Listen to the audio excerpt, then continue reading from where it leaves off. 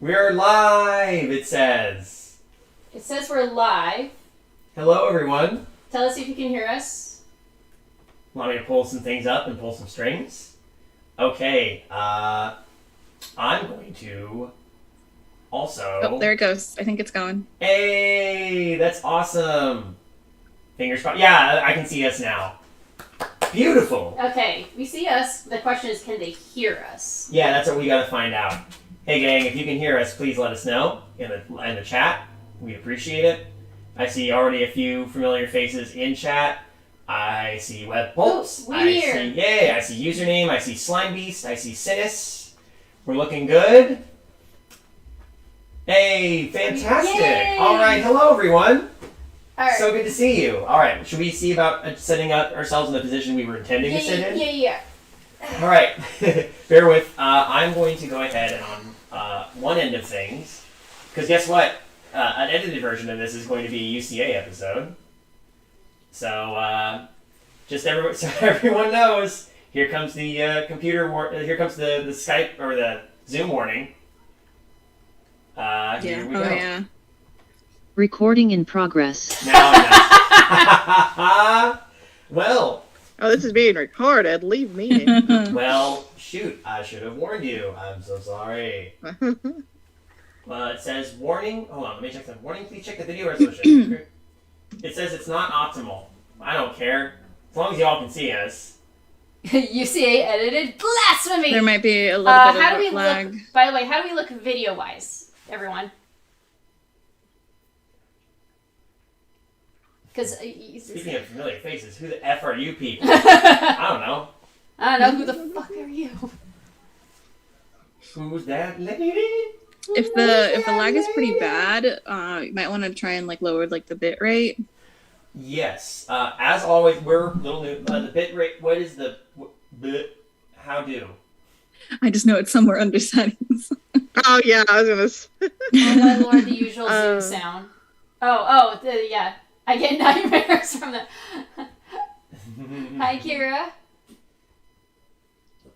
I mean, if it's not optimal, the most important thing is that we're getting the audio. Let's be honest, right? What do you want? Right.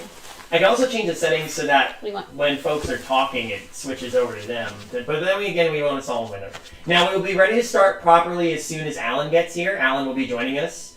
Sadly, Abysme and Paprika will not be joining us tonight, so we wish them the best. Abby has told us that he is sick. It's not COVID. It's a sore throat. It's a sore throat. They but both actually have a cold right now. He actually has a cold, unfortunately. Yeah, they both do.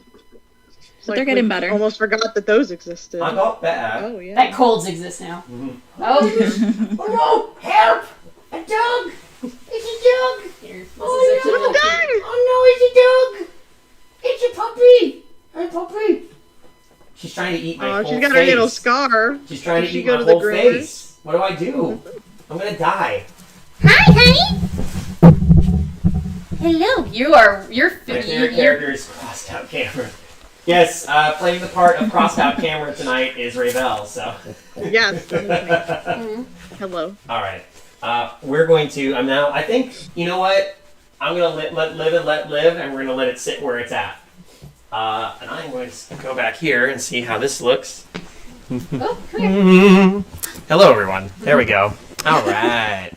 That looks good. I guess they're both in frame. I like how everyone's like, the baby. Let me see Let the me see the baby. Let me see the baby. Oh, Hello. she's making such did she snortly go to the sounds. groomers? Alan's waiting on you to let him into Zoom. Is Oh, he? yeah. Oh, really? Oh. Yeah. I'm a terrible person. Let me fix that. Alan! Oh, there he is. Oh, there he is. There he is. Hold on. Let the Ellen in. I'm trying. Also, do we have to pull up the story on our own, or are you going to throw a link at us? Oh, we'll throw a link at you. Don't worry. Alright. Here Getting comes Alan. Alan. Here comes Alan. Like Down Alan Lane. Get in here, Alan. Alan, get in here. Oh. Oh. Oh. Oh. the camera with a no camera has changed the background. That's pretty good. Yes. I'm learning. I love it. Alright, I admitted Alan. Or at least I think I did. Where's Alan? I don't know. It might be just taking a second. It took a little bit for it to load me in. Oh yeah. There he is. There he is. He's Alonzo connecting to our- Chumley in the house. Alright. Whoop. Hang on a moment. I'm gonna...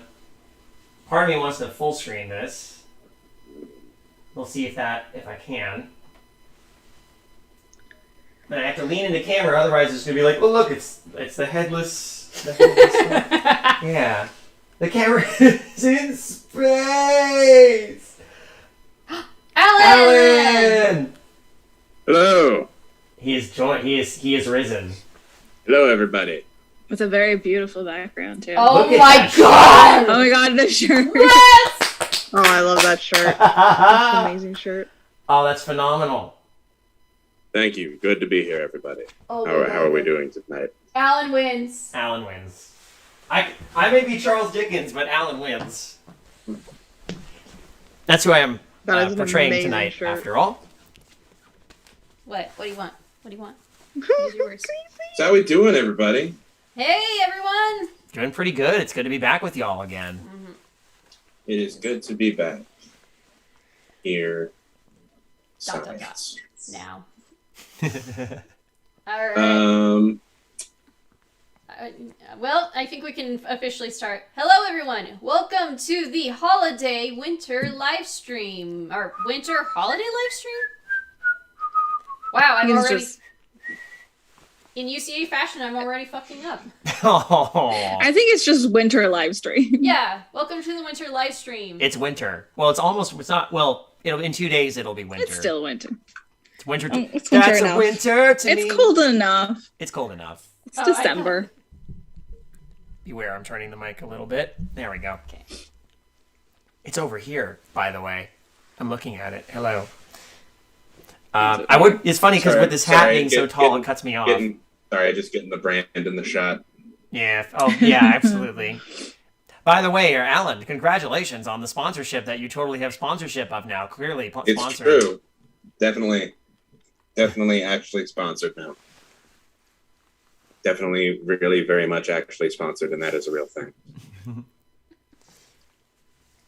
I thought Slimy I'm says I drinking thought their- David was Scrooge. Well, I mean, I'm always Scrooge anyway because I'm such a fucking bah humbug all the friggin' time. But no, today I am your host and the narrator of the story we are about to read. Your pal Chucky D, Chucky D. famous Chuck D. author Chuck Dingle. Are we Chuck Tingle. No, is this a Chuck Dingle. public enemy? Are we finally doing that public enemy podcast I've been trying to get off the ground? Yep. Finally. I actually have a big clock prop around here somewhere. Oh. It's time to stop. I can dress like Flava Flav if we need to. I would be down for you to see you. I would be down to see you dressed as Flava Flav. That'd be fucking sick. I have to get into the Victorian mindset. That would be most excellent. That would be fucking sick, good sir. Now I just think of that. What was it? The Charles Dickens. Oh God, it still exists, right? The theme park. Oh no, it doesn't anymore. It did for a while. There's a Charles Dickens amusement park in, or there was in England, and it was an indoor Charles Dickens themed amusement park where you too could go and see horrible sewers, heartbroken orphans, and just the beauty of soot-stained Victorian London. But I always think of there was a trailer for it where they actually had a theme song that goes Dickens, Charles Dickens. Dickens, Charles Dickens. I can't remember the full line or the full song, but that was basically the chorus. It's line, Dickens, Charles Dickens. Either way, I'm not actually Charles Dickens. I'm his cousin, Chucky D. So we decided to. I think is this the only live stream we did this year? I think so. I Yeah. don't think Yes. we did one. Did we do one last year? I don't think we did We one did like last year. 3 last year. Because it was 2020. Oh no, last we year. did. We had nothing else to do. Yeah. Yeah, I think this is the only one we're doing this year. But the one thing. Unless we want to. Okay. I'm saying unless we want to squeeze in another one next week. Oh But... God, no. I don't have that time. New Year's stream? Oh, I we think could so. 1 year. That would be fun 1 year. But one of the things that I remember after all 3 live streams we had last year, Alan said, "Can we please do a Christmas live stream? For the love of God, I know you all love Halloween and stuff, but I really love Christmas." And I am not a godly man. I'm not a religious individual, but I am one of those weirdos who enjoys the Christmas holiday. There's nothing wrong with enjoying the Christmas holiday, Alan. It's okay. Clearly, look we made the effort to get into the spirit here, literally. Good.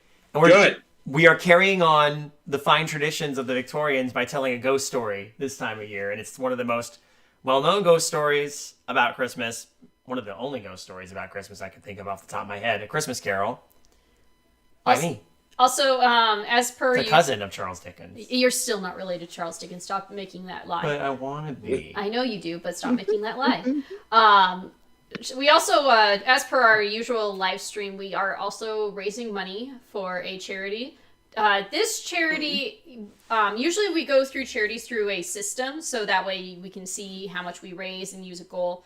But this charity doesn't have that, but it is very important. I think, Sade, you more than anyone could probably describe it better than I can. Yes. Okay. So normally we'll go through like a second party to help us manage the funds, and then that way that is handled. We don't have to handle the money ourselves. You guys can donate.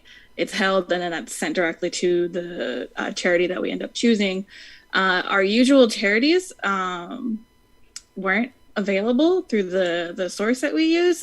So I decided, due to some recent events, that we would just encourage you guys to directly donate to the Sierra Club of Hawaii.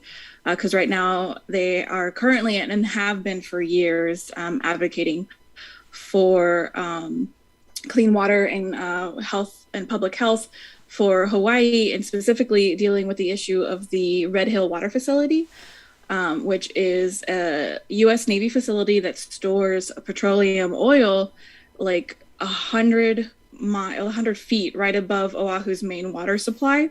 And it has, these tanks are old and they have a history of leaking. And at the start of this month, it was confirmed that a ton of oil had leaked into the water supply. So for the majority of December, and I don't think the issue is still resolved, the water is still contaminated. People haven't had clean drinking water.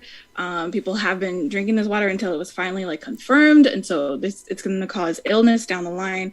So Sierra Club has been protesting and advocating to have this facility shut down, as well as providing clean drinking water and resources for the people in the area. So in the show notes, in the stuff right below the screen, we have a link where you can donate, and you can also find a whole lot more information. I think we linked the fact sheet if you guys want to learn more about it. So you won't be donating directly to us and then we send it off all together as one large sum. But if you donate directly, you could forward your confirmation email to us either at midnightmarinara@gmail.com or Creative Horror Marketing, I think is our only Creative Horror email, at gmail.com. And then that way we can create a record of how much we as a group raised that way. Or if you are in our Discord, you guys can send us a screen cap of your confirmation if you want. Also, you can ultimately go ahead. I was just saying, you can also let us know through the chat as well. Like, oh, yes, I sent through this the chat right now. Yeah. Yes. And say how much. I'll try. It's going to be a bit more. I'm trying to figure out the nice way to say it. In proper Victorian fashion, it's going to be a little sporadic and all over the place and old-fashioned. Yeah. No fancy title, no cool bar that shows how much you raised. Just we're hoping for the generosity and kindness of people just to be its own reward. It'll be me with a pen and paper or writing down everyone's name, or using my phone to keep track of everyone's name, and then using a calculator.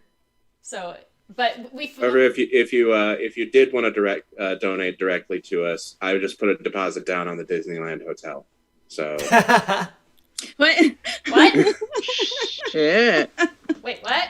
don't actually do that. Please Yeah. donate. Yeah. Yeah. I don't think Alan going to the Disneyland hotel is an ecological disaster that needs to be fixed. Yeah. So. It's going to be an ecological disaster for the rest of the joke. I'm done. We find this, in all honesty, we find this to be most important right now. So that's why we want to support this. So if you can, please do it directly. I think I can post it in the through Creative Horror. I can post it in the chat. Okay, I'll be leaning over here like this so you can see me. By the way, this is for the benefit of everyone in the chat, or mostly for our direct callers, our group, our readers.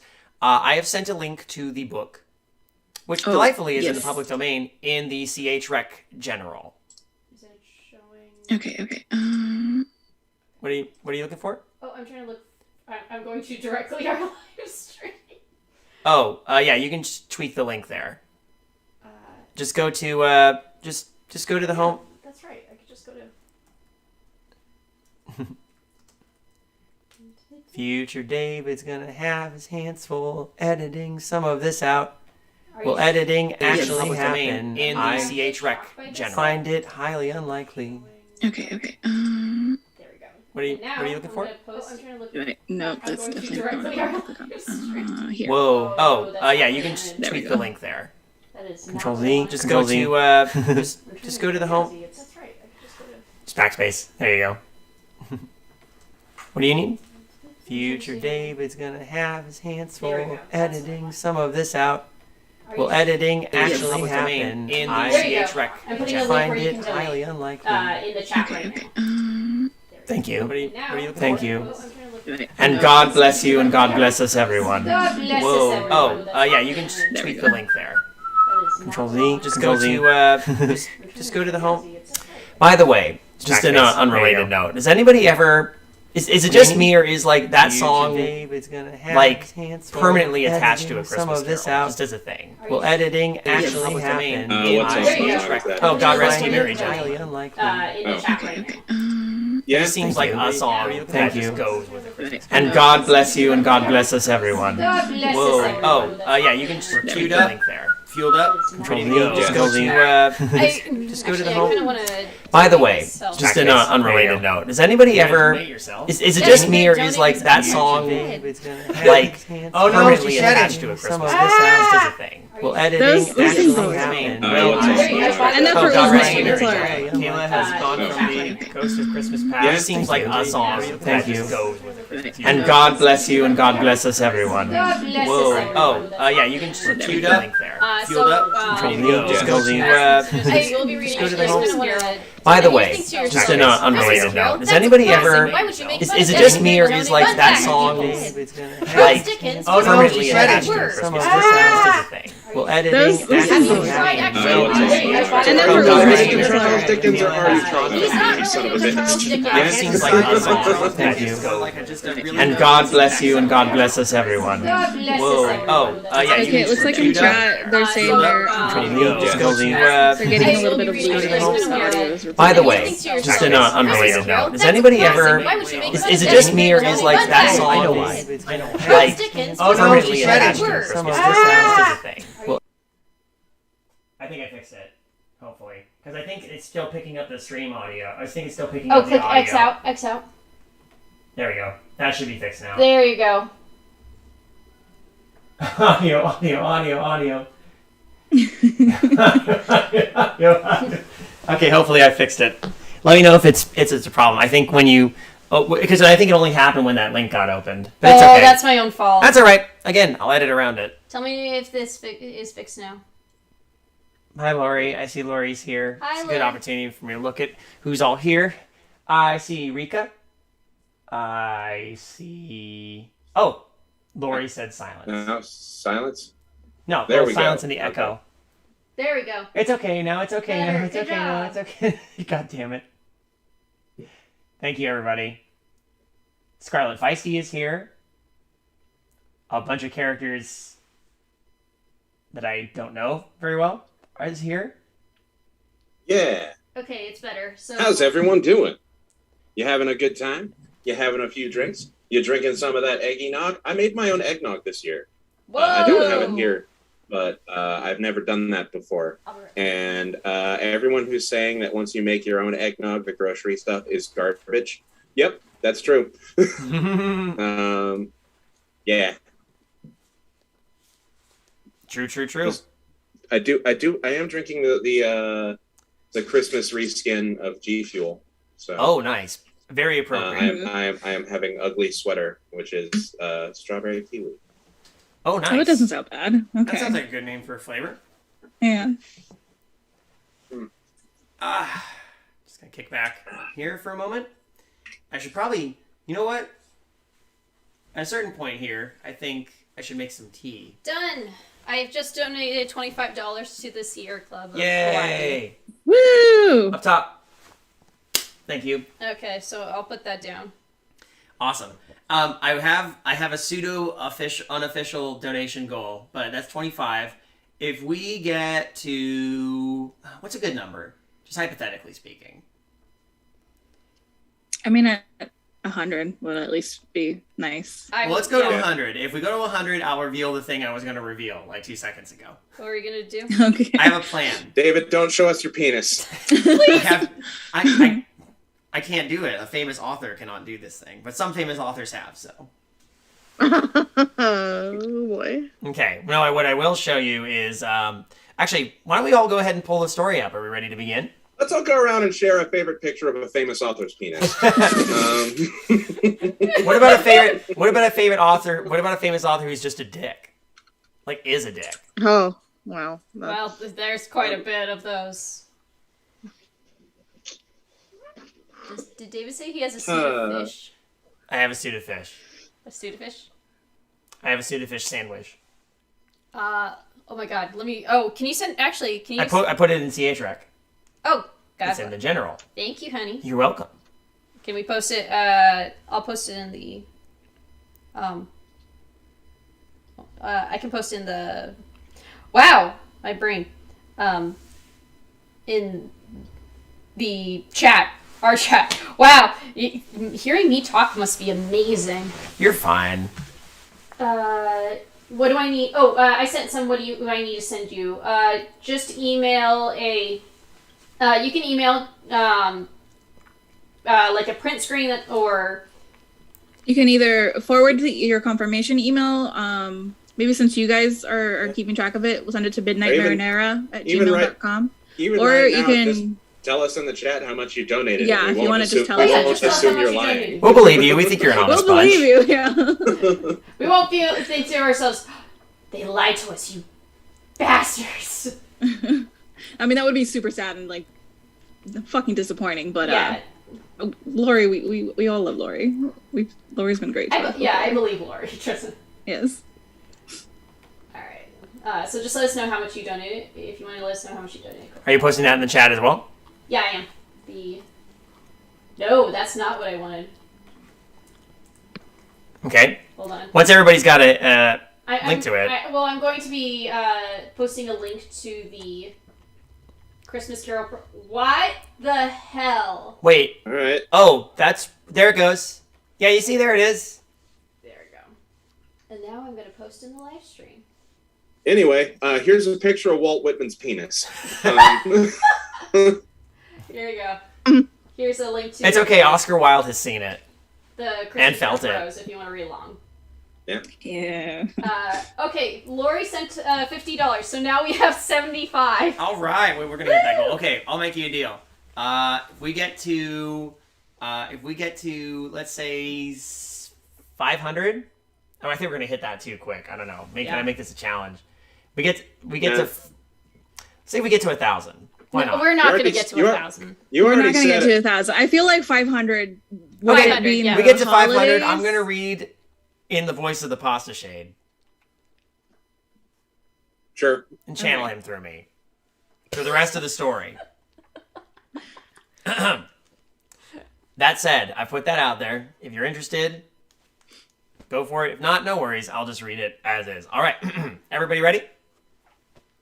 Yes. Yeah, I got the. We'll figure out who's playing what parts as we go. Although Kayla already called dibs on Jacob Marley. Yes, I want to play Jacob Marley so badly.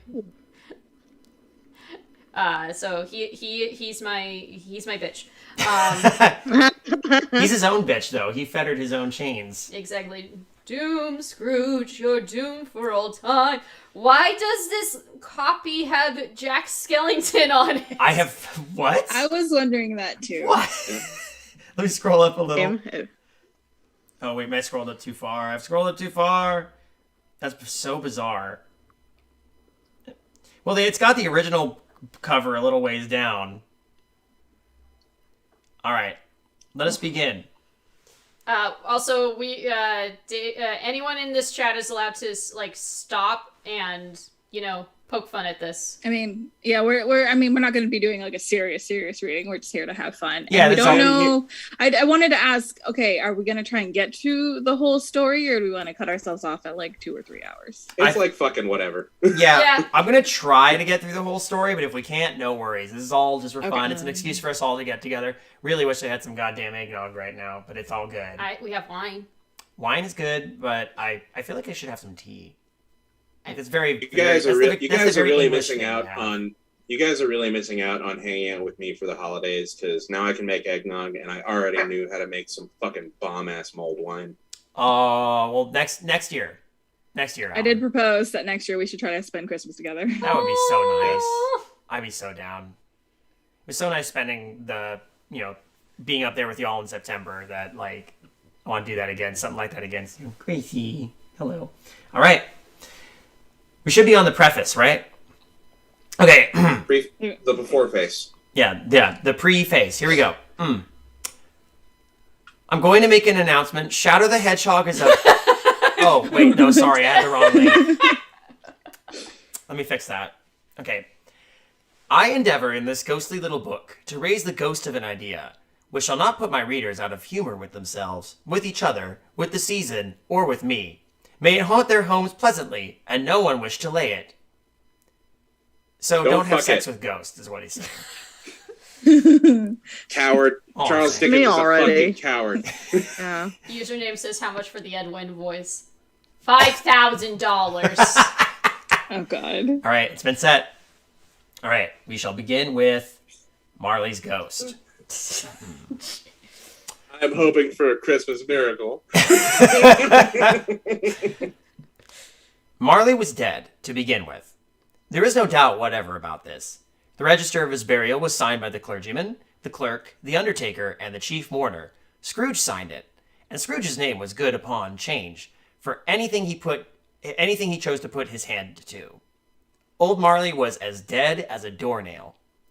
Mind, I don't mean to say that I know of my own knowledge, what there is particularly dead about a doornail. I might have been inclined myself to regard a coffin nail as the deadest piece of ironmongery in the trade, but the Yeah, this wisdom guy of was our getting paid ancestors by the is in word. the simile, and my unhallowed hands shall not disturb it, or the country's done for. You will therefore permit me to repeat emphatically that Marley was as dead as a doornail. What the fuck? Yep. He's fucking Yeah. dead, you guys. He's fucking dead. This is definitely a man getting paid by the word. Oh yeah. Yeah. It's like he says. So I've heard the phrase "dead as a doornail." Why the fuck is it dead as a doornail? Who knows? Kind of like dead as a coffin This nail. is me bullshitting my way up to a word count on a junior college paper. This is Charles Dickens writing a NaNoWriMo novel. Exactly what it reminded me of.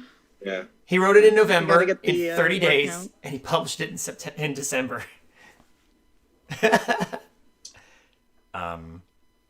Scrooge knew he was dead? Question mark? What do you mean you knew he was dead? Knew he He was signed the dead? fucking paper. You just told us that. I feel like I'm getting a lot of mixed signals with this now. Is he dead or isn't he? In case you missed it, he's dead, says Sakura. Thank you, Sakura. Spoilers, Marley was fucking dead. Really, really dead. Scrooge knew he was dead? Of course he did. I just fucking said it. How could it be otherwise? Scrooge and he were partners for I don't know how many years. Scrooge... How partnery? We'll find out soon. Scrooge was his sole executor, his sole administrator, his sole assign, his sole residuary legatee, his sole friend, and sole mourner. And even Scrooge was not so dreadfully cut up by the sad event, but he was an excellent man of business on the very day of his funeral, and solemnized it with an undoubted bargain. Don't you mean sodomized it? Sorry. Wait, what? If you read through it, there is a lot of, not a lot of hints. There's, okay, I don't think he intentionally meant this, but there is some subtext where you start to think, were Marley and Scrooge fucking? I mean, There's a I was fanfic. thinking it, but I'm always thinking it. The mention of Marley's... Sorry, go ahead. I just wanted to shout out this comment from Web Pulse. Nails. What can be said about nails? Webster's defines a nail as...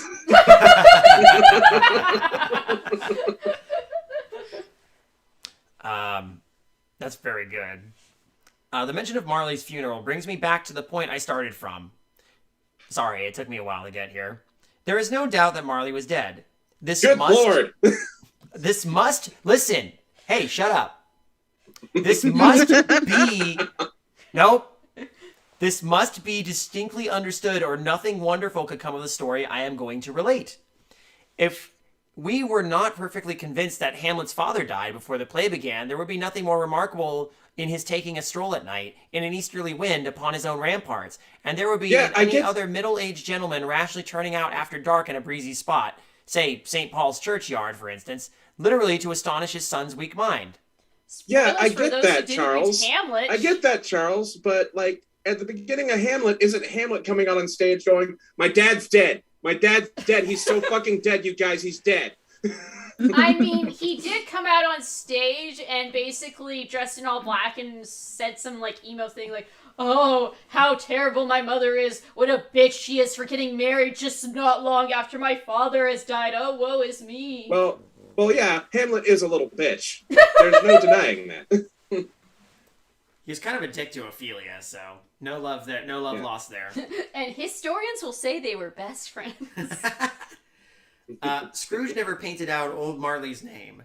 There it stood, years afterwards, above the warehouse door. Scrooge and Marley. The firm was known as Scrooge and Marley. Sometimes people new to the business called Scrooge, and sometimes Marley, but he answered to both names. It was all the same to him. That's because they were, confirmed bachelors, and he just took Marley's name. He would have taken Marley's name. Oh, but he was a tight-fisted hand at the grindstone. Scrooge, a squeezing, wrenching, grasping, scraping, clutching, covetous old sinner. Hard and sharp as flint, from which no steel had ever struck out generous fire. Secret and self-contained, and solitary as an oyster. The cold within him froze his old features, nipped his pointed nose, shriveled his cheek, stiffened his gait, made his eyes red, his thin lips blue. That's called a hangover. And spoke out shrewdly in his grating voice. A frosty rime was on his head, and on his eyebrows, and his wiry chin. He carried his own low temperature always about with him. He iced his office in the dog days, and he didn't thaw at 1 degree at Christmas. So are we describing Ebenezer Scrooge or Captain Cold? Question, how many... I feel like he was, as Charles was typing this, he saw, okay, what are the numerous thesaur... no, you know what? He looked up his thesaurus and was like, okay, what's another word for tight-fisted? Okay, scraping, clutching, covetous... Gotta hit that word count. Come on, baby! Hit that word count.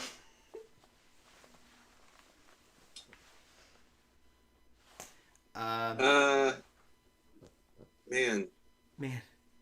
I'm sorry. I'm sorry. I'm confused. I'm trying to get past all this, so y'all can have a chance to jump in too. Oh yeah. I'm confused because we haven't heard it in 45 seconds. Is Marley dead? He's not a zombie. That is the important part. He is not a zombie. Well, we don't know that yet. He's a ghost. External heat and cold had little influence on Scrooge.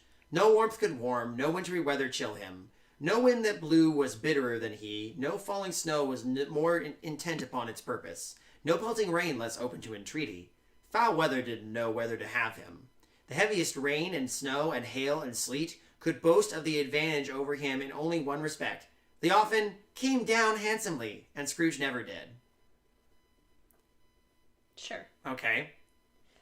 We're getting to a part where we're going to, we'll have a back and forth between Scrooge and, I think? Bob Cratchit? Bob Cratchit. So who's going to be our... Oh, no. His nephew. Oh, that's true. Bill or something. I can't remember. Who is, well, first of all, who's going to be our Scrooge? Oh, yeah. I'll do it. Yay! I feel like it should be Alan. Yeah. And then who's going to be Bob Cratchit and who's going to be his nephew?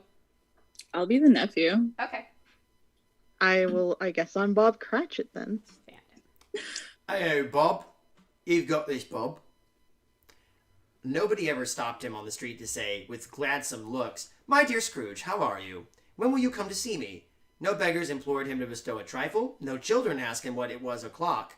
No man or woman ever once in all his life inquired the way to such and such a place of Scrooge. Even the blind men's dog appeared to know him, and when they saw him coming, would tug their owners into doorways and up courts, and then would wag their tails and so to say, "No eye at all is better than an evil eye, dark master." Scrooge never came. Confirmed. Wait. We were gonna have Bisme wanted to play Scrooge, but sadly his voice is still recovering. Nah. Next year. Oh, that would have been so good. Yeah. But what did Scrooge care? It was the very thing he liked, to edge his way along the crowded paths of life, warning all human sympathy to keep its distance. Was what the knowing ones call nuts to Scrooge. You mean D's nuts? How about these nuts? Nuts? Why do they tell us that Scrooge liked edging? Well, I'm trying to read the chat, but it's far in the distance, so let me know if it says anything. You get any good ones? I'll let you know. Once upon a time, of all the good days in the year, on Christmas Eve, old Scrooge sat busy in his counting house. It was a cold, bleak, biting weather, foggy withal, and he could hear the people in the court outside go wheezing up and down, beating their hands upon their breasts, and stamping their feet upon the pavement stones to warm them. Have you ever just to keep yourself warm? Oh! as I say, is this an old Victorian Hear the thing? people in the court outside, going wheezing up and down, smacking their titties, and stamping their feet upon.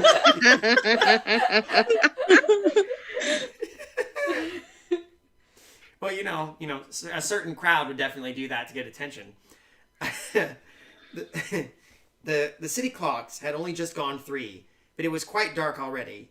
It had not been light all day, and candles were flaring in the windows of the neighboring offices like ruddy smears upon the palpable brown air. Man, he really knows how to make a place feel gross. Yeah. The fog came pouring in at every chink and keyhole, and was so dense without that although the court was of the narrowest, the houses opposite were mere phantoms. To see the dingy cloud come drooping down, obscuring everything, one might have thought that nature lived hard by and was brewing on a large scale. The door to Scrooge's counting house was open, that he might keep an eye upon his clerk, who, in a dismal little cell beyond, a sort of tank, was copying letters. Scrooge had a very small fire, but the clerk's fire was so very much smaller that it looked like one coal, but he couldn't replenish it, for Scrooge kept the coal box in his own room. And so surely as the clerk came in with the shovel, the master predicted that it would be necessary for them to part. Wherefore the clerk put on his white comforter and tried to warm himself at the candle, to which effort, not being a man of strong imagination, he failed. Oh, here's the nephew. Here comes the Finally. Hey, Merry Christmas, Uncle. God save you. Shut the fuck up. Cried a cheerful voice. It was the voice of Scrooge's nephew, who came upon him so quickly that he was the first intimation he had of his approach. Bah! Said Scrooge. Humbug! He had so heated himself with rapid walking in the fog and frost, the nephew of Scrooge's, that he was all in a glow. His face was ruddy and handsome. His eyes sparkled, and his breath smoked again. He was a sexy son of a bitch. We still don't know his name, by the way. Christmas a humbug, Uncle? said Scrooge's nephew. You don't mean that, I am sure. I do. Said Scrooge. What right have you to be merry? What reason have you to be merry? You're poor enough. Come then. Returned the nephew Voice gaily. now, everyone.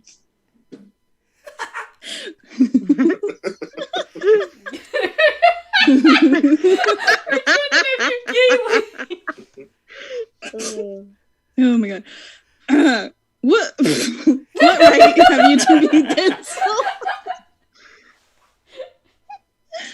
What reason have you to be morose? You're rich enough.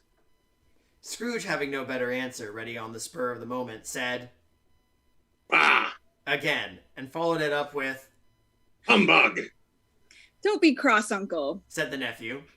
Hot cross uncle, What else can I be returned the uncle. when I live in such a world of fools as this? Merry Christmas. Out upon Merry Christmas. What's Christmas time to you but a time for paying bills without money? A time for finding yourself a year older and not an hour richer. A time for balancing your books and having every item in them through a round dozen of months presented dead against you. If I could work my will, Said Scrooge indignantly. every idiot who goes about with Merry Christmas on his lips should be boiled with his own pudding and buried with a stake of holly through his heart. He should. Uncle! Pleaded the nephew. Nephew! I like Rika's response. Come then, a challenge. Replied the nephew gaily. Keep Christmas in your own way. Yeah, we still don't know his name, do we? Nope. Just nephew. I swear he had Keep a name. Christmas. Sorry. It's fine.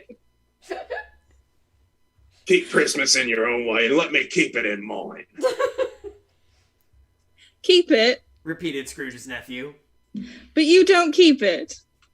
Well, let me leave it alone then. Said Scrooge. Much good it may it do to you. Much good it has ever done you. There are many things from which I might have derived good, by which I have not profited, I dare say. Returned the nephew. Christmas among the rest, but I am sure I have always thought of Christmas time, when it has come round, apart from the veneration due to its sacred name and origin. If anything, by the word, if anything the nephew belonging just to goes it, on a spiel.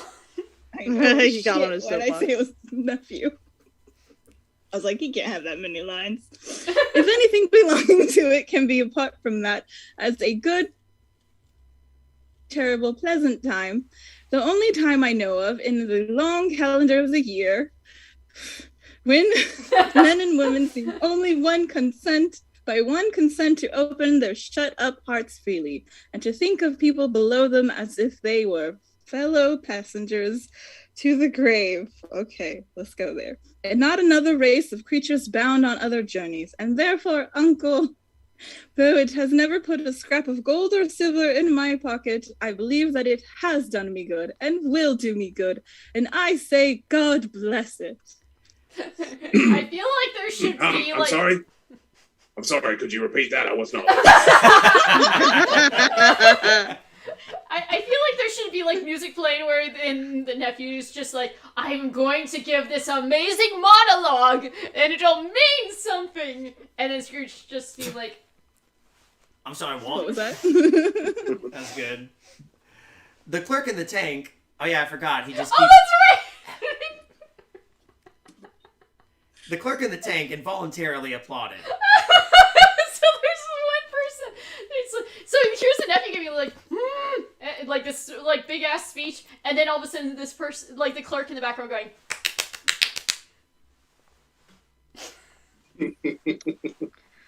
Oh my goodness. The clerk in the tank involuntarily applauded. Becoming immediately sensible of the impropriety, he poked the fire and extinguished the last frail spark from forever. Also, He died. also, what tank? Like Marley. Marley, who is dead. Dead as fucking coffin nails Marley. Let me hear another Fred! sound from That's you. his name. That's the nephew's name. It's Fred. That's right. Thank you, Lori. Yes, I very much did regret.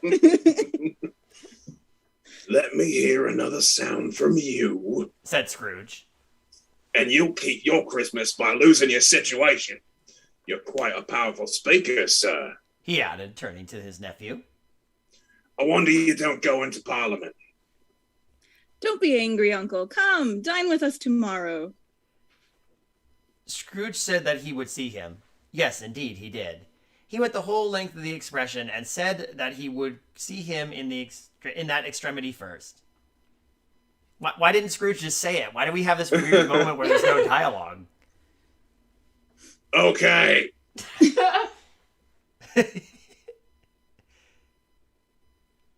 Wait. It's you Oh, again. but why? Cried right? Scrooge's It's mine? nephew. Okay. Why? I don't know whose line that is. That's mine. Nani?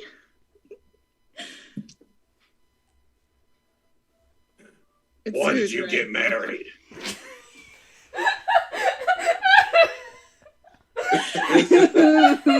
He's just bitter because he couldn't marry his partner. I know, right? Because I fell in love with a man, but then I married a woman. Because you fell in love. Growled Scrooge as if that were the only thing in the world more ridiculous than a Merry Christmas. Good afternoon. Nay, Uncle, but you never came to see me before that happened. Why give it a reason for not coming now? Good afternoon. Said Scrooge. I want nothing more from you. Wait, no, is that... Yeah, no, that's me, right? Yeah. Okay, I realize he's trying to say goodbye now, and that Scrooge does not like have Alzheimer's. Or does he? hello. Remember, he couldn't remember that Marley was dead until he had to... Just joining us now, are you? Oh, you're I still want nothing here. more from you. Who's I that in ask the nothing tank? of you. Why not? Why cannot we be friends? Good afternoon. Said Scrooge. I am sorry with all my heart to find you so resolute. We have never had any quarrel to which I have been a party, but I have made the trial in homage to Christmas, and I'll keep my Christmas humor to the last. So a Merry Christmas, Uncle, Good afternoon. Said and a Scrooge. Happy New Year. Good afternoon. Do you smell toast?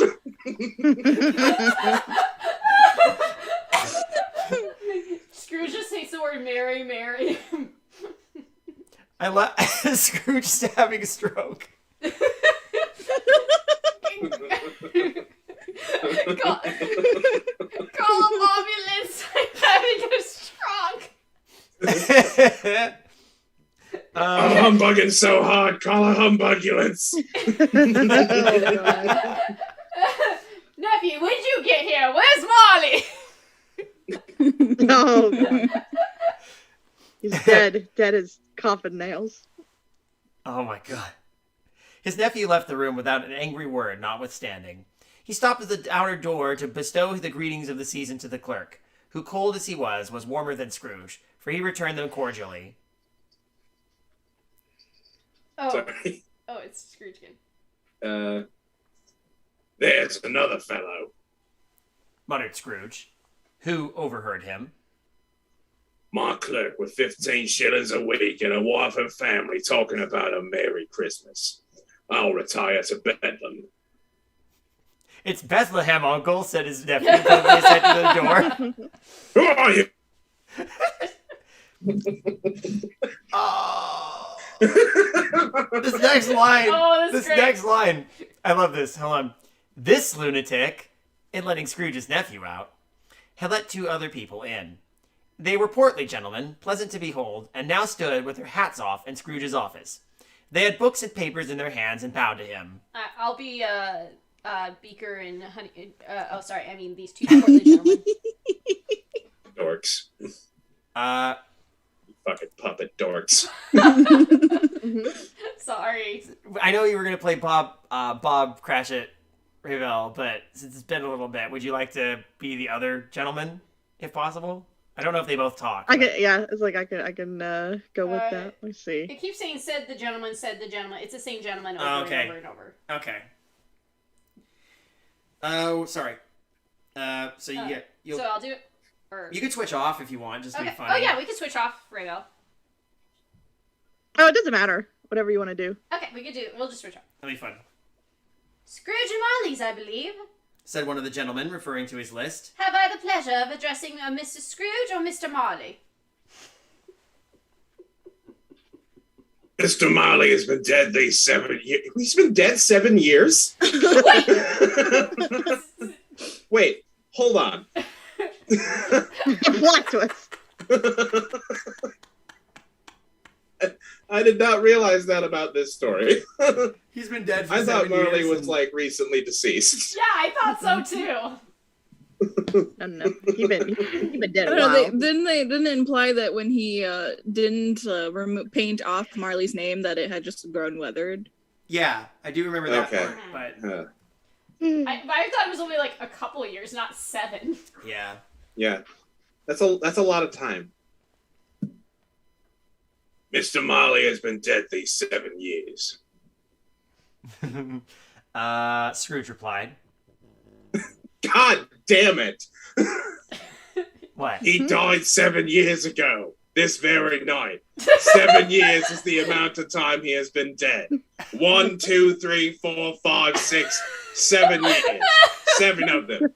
More than 6 in less than 8 years. 7 years and we're still questioning it? I love Apparently. Rika posts, no sleep. I found out how dead a doornail is, and I wish I hadn't. Oh my God. We have no doubt his liberality is well represented by his surviving partner. Said the gentleman, presenting his credentials. It certainly was, for they had been two kindred spirits. At the ominous word liberality, fucking liberals, Scrooge frowned and shook his head and handed the credentials back. At this festive season of the year, Mr. Scrooge, Said the gentleman, taking up a pen. it is more than usually desirable that we should make some slight provision for the poor and destitute, who suffer greatly at the present time. Many thousands are in want of common necessaries. Hundreds of thousands are in want of common comforts, sir. Oh, Luna, stop. No, not right Hi, now. Luna. There's no dogs in this scene. There's no dogs No, in this the dogs that are leading their masters away and wagging their tails and going, stay away from Scrooge! scene. Yeah, pretty much. oh, she's pooping. She does a Gracie poof. Hi, Gracie. How you doing? Gracie's It's the sleeping poodle. right next She's to you. being cute. Yeah. She's fine. Oh, hi, honey. Sorry we woke you. I mean too. It's been 7 years. We're pretty sure he's dead. By the way, I love that rant about charity. And remember, everybody, it's charity. Oh yeah. Just when avoiding a meteorological disaster. Do not forget to donate to, if you can, to the Sierra Hill. Let me see if we have any. I've been glancing over to see if, at least in chat, if anyone's mentioned a donation. Nope. I No don't think I've missed any. That's fine. It's all good, gang. So we're, but I mean, we've raised 75 so far. Any money is still good. All right. Mr. Scrooge? What? Are there no prisons? Yeah. That's the one. Yeah. Are there no prisons? Asked Scrooge. Plenty of prisons. Said the gentleman, laying down the pen again. And the union workhouses? Demanded Scrooge. Are they still in operation? Yeah. They are still, returned the gentleman. Oh wait, shot. That's fine. You know what? Maybe Maybe we should maybe say it'd be our- easier if I just let you all do your, when it comes to your paragraphs, you just, I was gonna say, I think it'd be a lot just do easier that. for you. let's just do that. That'll be fun. I wish I could say they were not. The treadmill and the poor law are in full vigor then, said Scrooge. Both very busy, sir. Oh, I was afraid from what you said at first that something had happened to stop them in their useful course, Said Scrooge. I am very glad to hear it. Under the impression that they scarcely furnish Christian cheer of mind or body to the multitude, returned the gentleman. A few of us are endeavoring to raise a fund to buy the poor some meat and drink and means of warmth. We chose this time because it is a time of all others when want is keenly felt and abundance rejoices. What shall I put you down for? Nothing, Scrooge replied. Wish to be anonymous. I wish to be left alone, Said Scrooge. Since you asked me what I wish, gentlemen, that is my answer. I don't make myself merry at Christmas. That's a weird way to word it. Go ahead. I don't make merry myself at Christmas, and I can't afford to make idle people merry. I don't I marry hope to support myself this. at Christmas? Make merry. I don't. I don't make merry myself at Christmas. There we go. And I can't afford to make idle people merry. I hope to support the establishments I have mentioned. They cost enough. And those who are badly off must go there. Many can't go there, and many would rather die. If they would rather die, said Scrooge, they had better do it and decrease the surplus population. Besides, excuse me, I don't know that. Jeez. But you might know it, observed the gentleman. It's not my business, Scrooge returned. It's enough for a man to understand his own business and not to interfere with other people's. Don't die. Okay. Mine occupies me constantly. Good afternoon, gentlemen. But Scrooge, it's like 4 in the morning. Good afternoon. You all also hear that dog? Seeing clearly that it would be useless to pursue their point, the gentleman withdrew. Scrooge resumed his labors with an improved opinion of himself. I'm the fucking best. And what about the bar by the wharf, where all the sailors used to hang out? Is that still around? Oh. Scrooge resumed his labors with an improved opinion of himself, and in a more facetious temper that was his usual, and with a more facetious temper that was usual with him. Meanwhile, here comes Wait, a big. where the hell are we? Oh, there it is. Meanwhile, At the Hall of Justice. What was Meanwhile, the fog and darkness thickened so that people ran about with flaring links, proffering their services to go before horses and carriages and conduct them on their way. The ancient tower of a church whose gruff old bell was always peeping slyly down at Scrooge out of a Gothic window in the wall became invisible and struck the hours and quarters in the clouds with tremulous vibrations afterwards, as if his teeth were chattering in its frozen head up there. The cold became intense. In the main street, at the corner of the court, some laborers were repairing the gas pipes, and had lighted a great fire in a brazier round which a party of ragged men and boys were gathered, warming their hands and winking their eyes before the blaze in rapture. The water plug being left in solitude, its overflowing suddenly congealed and turned to misanthropic ice. That's a really... I don't know why I like that. Misanthropic ice. Wait, what are they doing in Rapture?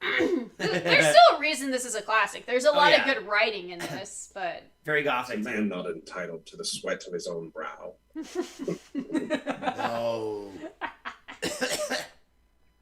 The brightness of the shops where holly sprigs and berries crackled in the lamp heat of the windows made pale faces ruddy as they passed. Poulterers' and grocers' trades became a splendid joke, a glorious pageant, with which it was next to impossible to believe that such dull principles as bargain and sale had anything to do. The Lord Mayor, in the stronghold of the mighty mansion house, gave orders to his 50 cooks and butlers to keep Christmas as a Lord Mayor's household should. And even the little tailor, whom he had fined 5 shillings on the previous Monday for being drunk and bloodthirsty in the streets, stirred up tomorrow's pudding in the garret, while his lean wife sallied out to buy the beef. Are they saying this tailor tried to kill a man while drunk? Yes. Yeah. And he was only fined 5 shillings? Yeah. All right. Foggier yet and colder, piercing, searching, biting cold. If the good Saint Dunstan had been but nipped the evil spirit's nose with a touch of such weather as that, instead of using his familiar weapon, then indeed he would have roared to lusty purpose. Giggity. The owner of one... The owner of one scant young nose, gnawed and mumbled by the hungry cold as bones are gnawed by dogs, stooped down at Scrooge's keyhole to regale him with a Christmas carol. But at the first round of God rest ye merry gentlemen, let nothing you dismay, Scrooge seized the ruler with such energy. You completely said that how it's not. I don't care. I used to play bass. Misanthropic Ice. Vanilla Ice's less successful cousin. I used to play bass for Misanthropic Ice. I used to play bass for Roaring Lusty Purpose. This story sucks. Where's the Wendigo? Alright, let me take it again. Sorry. God bless you, merry gentlemen, may nothing you dismay. So that really is why it's associated with a Christmas Carol. It's literally in there. Yes. Scrooge seized the ruler with such energy of action that the singer fled in terror, leaving the keyhole to the fog and even more congenial frost. So Scrooge was going to hit this kid with a stick? Yes. Makes sense. Schoolhouse where I work, I'm always threatening to hit kids with a stick. You didn't hear that from me. Anyway. At length, the hour of shutting up the counting house arrived. With an ill will, Scrooge dismounted from his stool and tacitly admitted the fact to the expectant clerk in the tank, who instantly snuffed his candle out and put on his hat. The clerk is Bob Cratchit, so. Yes. Mm-hmm. The next line You're is all Scrooge. day tomorrow, I suppose. If quite convenient, sir. It's not convenient, said Scrooge. And it's not fair. If I was to stop half a crown for it, you'd think yourself ill-used. I'll be bound. The clerk smiled faintly. And yet, said Scrooge, you don't think me ill-used when I pay a day's wages for no work. The clerk observed that it was only once a year. It's only once a year, sir. Oh, my mommy. Or excuse for picking a man's pocket every 25th of December, said Scrooge, buttoning his greatcoat to the chin. But I suppose you must have the whole day. Be here all the earlier next morning. Oh, I will, sir. I will. Aww. The clerk promised that he would, and Scrooge walked out with a growl. The office was closed in a twinkling, and the clerk, with the long ends of his white comforter dangling below his waist, for he boasted no great coat, went down the side of Cornhill at the end of the Lane of Boys, 20 times in honor of it being Christmas Eve, and then ran home to Camden Town as hard as he could pelt to play at Blind Man's Bluff. Is the Lane of Boys like the Dockside Bar? Oh, God.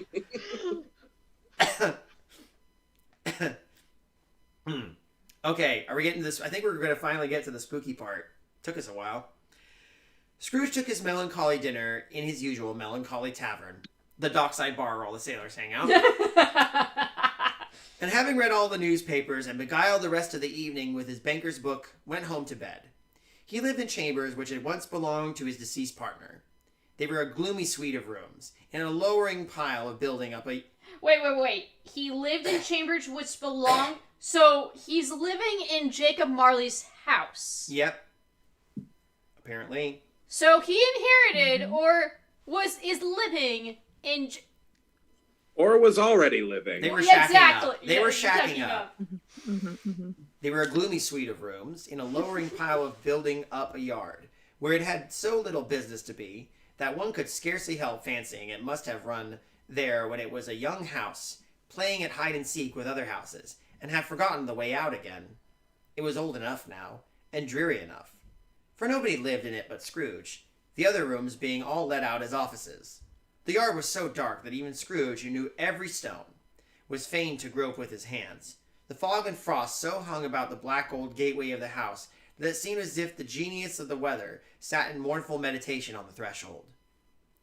Now, it is in fact that there was nothing at all particular about the knocker on the door, except that it was very large. What knockers? Big old knockers.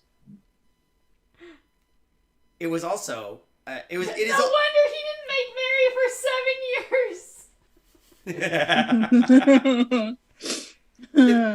It is also a fact that Scrooge had seen it, Night and morning. We ship hashtag Screwly. Screwly. Oh no! It is also a fact that Scrooge had seen it night and morning during his whole residence in that place.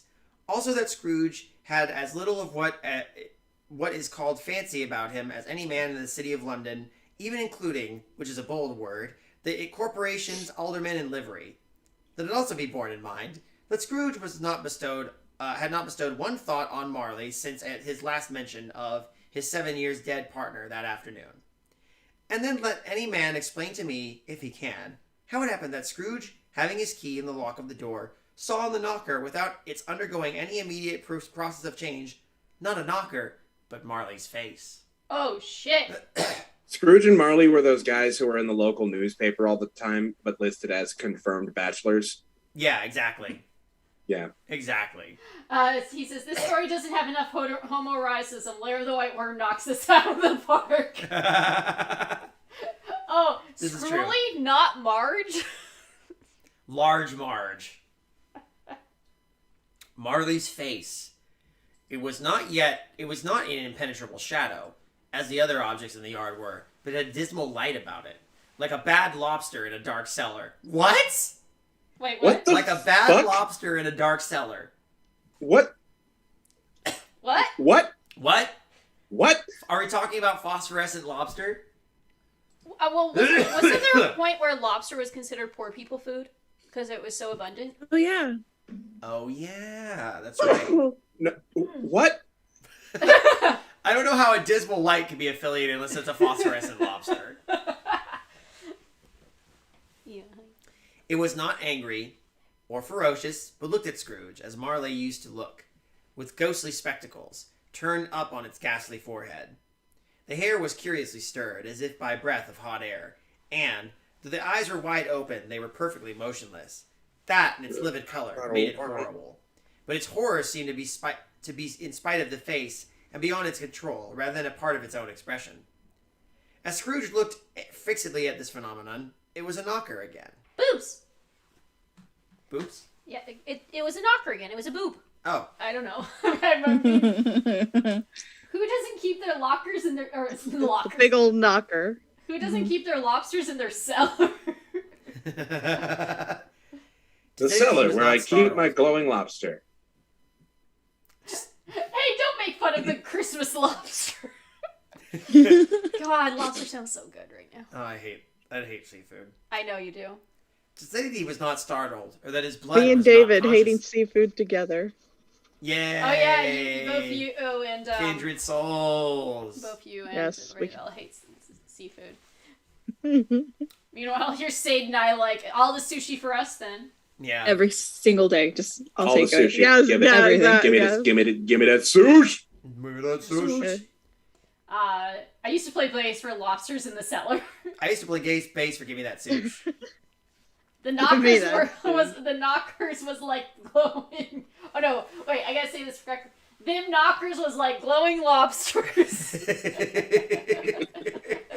I used to play bass for glowing lobster knockers. And now I want to knock. Oh my gosh, could you imagine getting a lobster knocker, like a lobster I'm that kind of that digging you this can idea actually... of a lobster knocker now. And then, but somehow put Marley's face on it too. Yeah. The lobster was as dead as a lobster trap meal for 7 years, mind you. To say that he was not startled, or that his blood was not conscious of a terrible sensation to which it had been a stranger from infancy, would be untrue. But he had put his hand upon the key as he relinquished, turned it sturdily, walked in, and lighted his candle. He did pause, with a moment's irresolution, before he shut the door. And he did look cautiously behind it first, as if he half expected to be terrified with the sight of Marley's pigtail sticking out in the hall. Pigtail? Back of his face, I guess. Back of his head. Wait. Oh, like... Sight of Marley's pigtail Like sticking a out braid? into the hall. I guess, maybe? But there was nothing on the back of the door, except the screws and nuts that held the knocker on. So he said...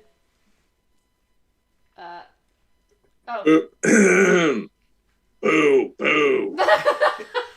I closed it with a bang. The sound resounded through the house like thunder.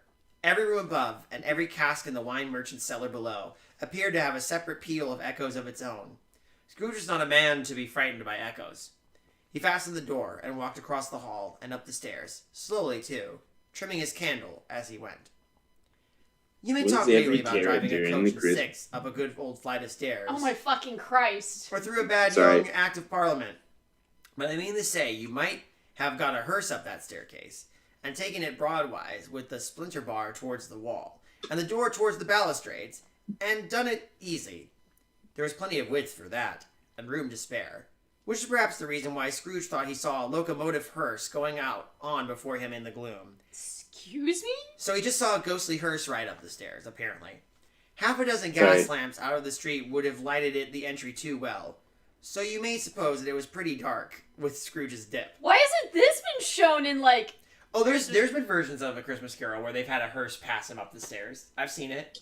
It's kind of. We just got another $25 donation from Lori. Thank you very much. Oh, Thank you, Lori. Thank you. To appease the Christmas lobster. Oh. That's to appease the Christmas We must lobster. appease the Christmas lobster.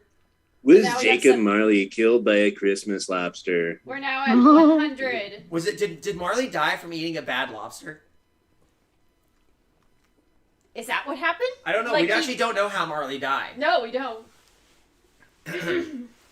Maybe they probably consumption, knowing how people died in those times. But you know.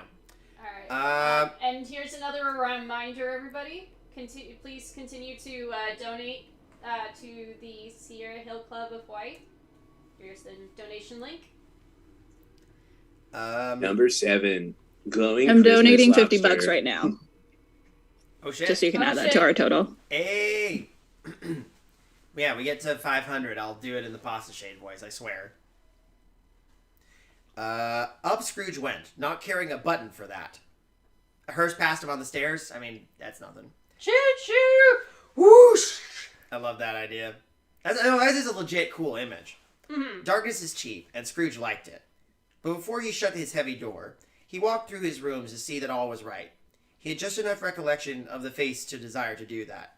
I like that he's more freaked out by the face than the fucking hearse. He died from a doornail. It was stated in the beginning. Oh yeah, that's right. He stepped on a doornail and died of lockjaw. Mmaybe. Where are you going? Sitting room, bedroom, lumber room. What are you doing, honey? All as they should be. Nobody under the table. Nobody under the sofa. A small fire in the grate. Spoon and basin ready. And the little saucepan of gruel, Scrooge had a cold in his head, upon the hob. Nobody under the bed. Nobody in the closet. Nobody in his dressing gown, which was hanging up in a suspicious attitude against the wall. Lumber room as usual. Nobody on the bed, on the floor, on the towel by the door. To the window! To the wall! To the wall! To the to the sweat drops down these Christmas balls. Oh, yes. Old fire guard, old shoes, 2 fish baskets, washing stand on 3 legs, and a poker. Quite satisfied, he closed his door. And locked himself in. Double locked himself in, which was not his custom. Thus secured against surprise, he took off his cravat, put on his dressing gown and slippers, and his nightcap, and sat down before the fire to take his gruel. I feel like we should be eating gruel right now, y'all. That's actually spelled wrong. It's actually G Fuel. Well, I mean, that Yeah, makes sense. if Scrooge you're is playing about to Scrooge. Scrooge is about to hop on COD and totally own some losers. It was a very low fire indeed. Nothing on such a bright, bitter night. He was obliged to sit close to it and brood over it before he could extract the least sensation of warmth from such a handful of fuel. The fireplace was an old one, built by some Dutch merchant long ago and paved all around with quaint Dutch tiles, designed to illustrate the scriptures. There were Cains and Abels, Pharaoh's daughters, queens of Sheba, angelic messengers descending through the air on clouds like feather beds, Abraham's, Belshazzar's, apostles putting off to sea in butter boats, hundreds of figures to attract his thoughts. And yet that face of Marley, 7 years dead, came like the ancient prophet's rod and swallowed up the whole. If each smooth tile had been a blank at first, Hello. with power to shape some picture on its surface from the disjointed fragments of his thoughts, they would have been a copy of old Marley's head on every one. Good Lord Charles Dickens. Sorry. There were 147 cockroaches living in Scrooge's home. Here's all of their names. What is this, Joe's apartment? Welcome to Scrooge's apartment. We hope you leave right now. Humbug. See you again, Scrooge. Humbug. Said Said Scrooge. Scrooge and walked across the room. Sorry. All right. After several Sorry, turns, he sat down again, like a dog, making several turns before sitting down. As he threw his head back in the chair, his glance happened to rest upon a bell, a disused bell, that hung in the room, and communicated for some purpose now forgotten with a chamber in the highest story of the building. We're ignoring the life-size Marley doll under the bed sheets. It was with great astonishment, and with a strange, inexplicable dread, as he looked, he saw this bell begin to swing. It swung so softly in the outset that it scarcely made a sound, but soon it rang out loudly, and so did every bell in the house. Dong. This might have lasted half a minute, or a minute, but it seemed an hour. The bells ceased as they had begun together. They were succeeded by a clanking noise, deep down below, as if some person were dragging a heavy chain over the casks in the wine merchant's cellar. All the roaches are named George Foreman. Scrooge then remembered to have heard the ghost. Scourge. Marge then remembered. Yes, hello, I'm Alabaster Scourge. Scrooge then remembered to have heard that ghosts in haunted houses were described as dragging chains.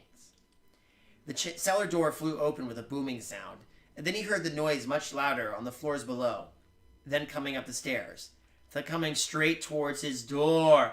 Fuck! Oh shit! It's humbug still. Said Scrooge.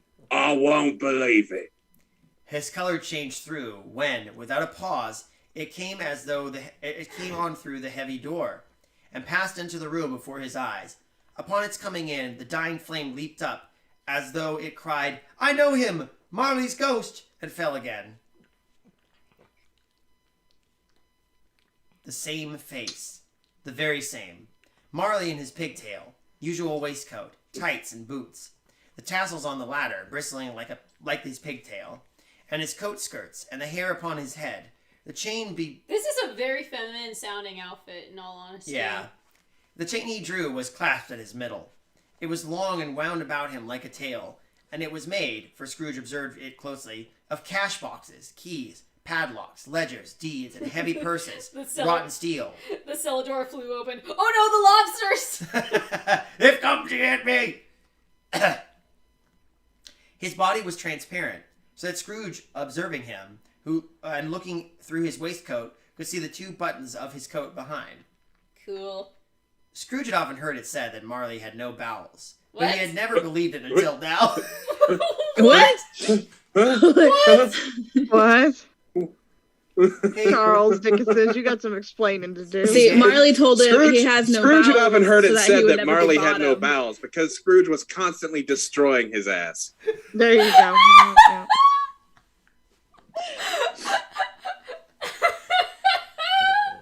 Yes, that's right, Grace.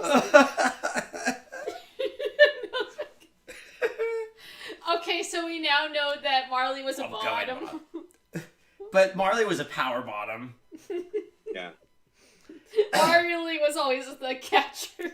No, nor did he believe it even now.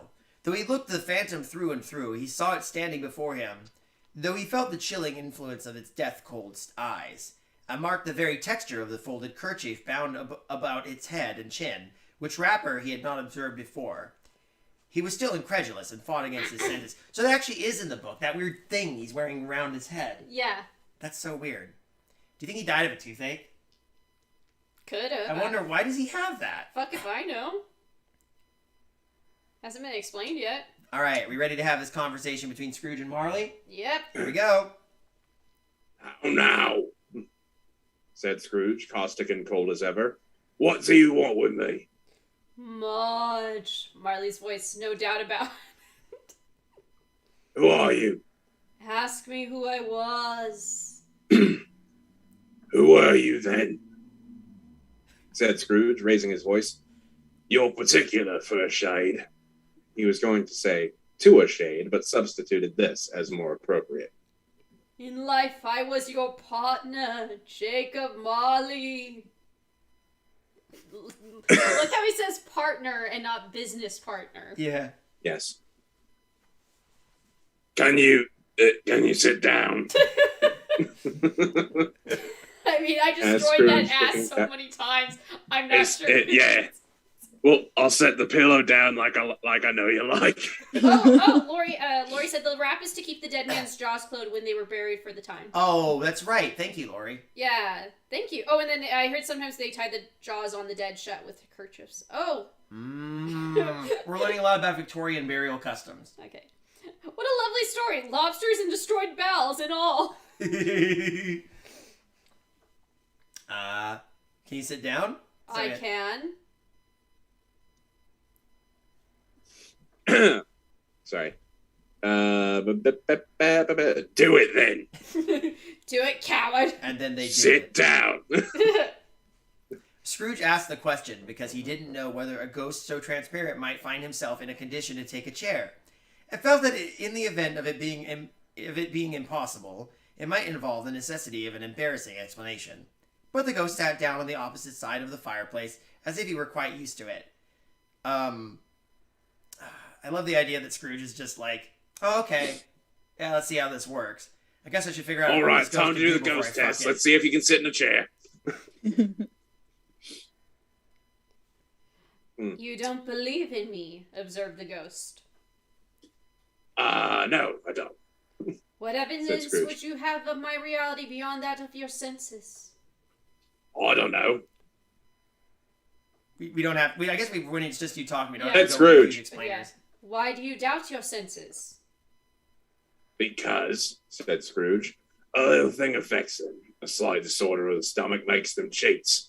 You may be an undigested bit of beef, a pot of mustard, a crumb of cheese, a fragment of an underdone potato. There's more gravy than the grave about you, whatever you are.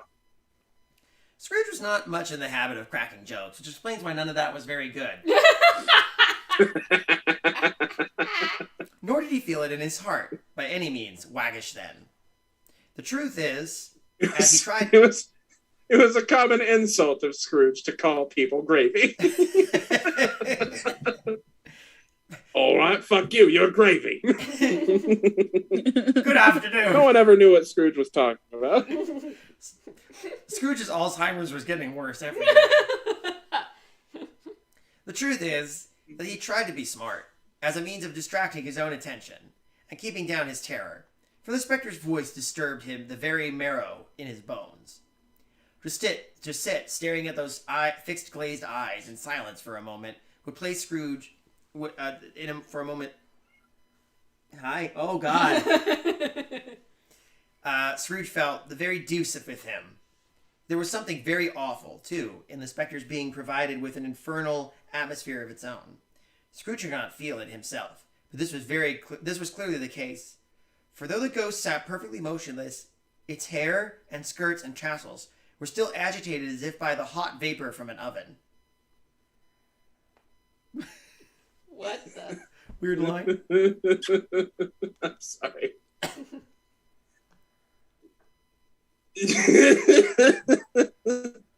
Such a stupid thing to say. Hey, we're embracing the stupid. It's okay. You see this toothpick? Sure. Buddy, you need to focus.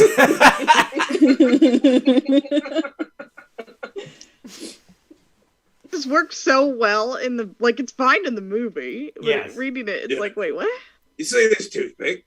Said Scrooge, returning quickly to the charge, for the reason just assigned, and wishing, though it were only for a second, to divert the vision's stony gaze from himself. I do, replied the ghost. You're not looking at it. Look at the fucking toothpick. But I see it, said the ghost, notwithstanding. Well, returned Scrooge, I have but to swallow this. Okay.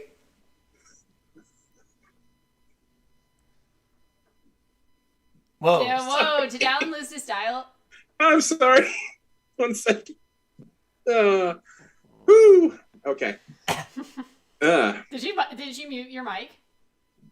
Did I? No, I was just laughing my ass off. Oh, okay.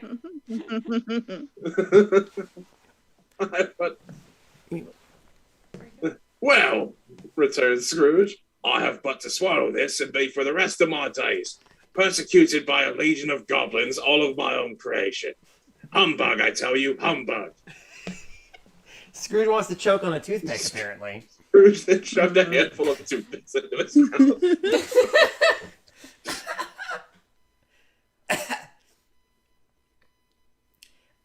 At this, the spirit raised a frightful cry. The spirit raised a frightful cry. Fuck off. I'm looking. And at this, the spirit raised a frightful cry. Thank you. And shook its chain with such a dismal and appalling noise. Wait. Oh, nice.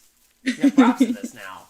For anyone listening to this later, Kayla is waving a plastic wreath thing around, a garland. Thank you. It's a cheap garland from the 99-cent store. Yay! Nothing but the top quality on this podcast. And shook its chain Gracie with much seems dismal to like appalling watching noise, it. and Scrooge held on tight to his chair to save himself from falling in a swoon. But how much greater was his horror when the phantom, taking off the bandage round his head, as if it were too warm to wear indoors, its lower jaw dropped down upon its breast. Blech. That is pretty horrifying. Scrooge fell upon his knees and clasped his hands before his face.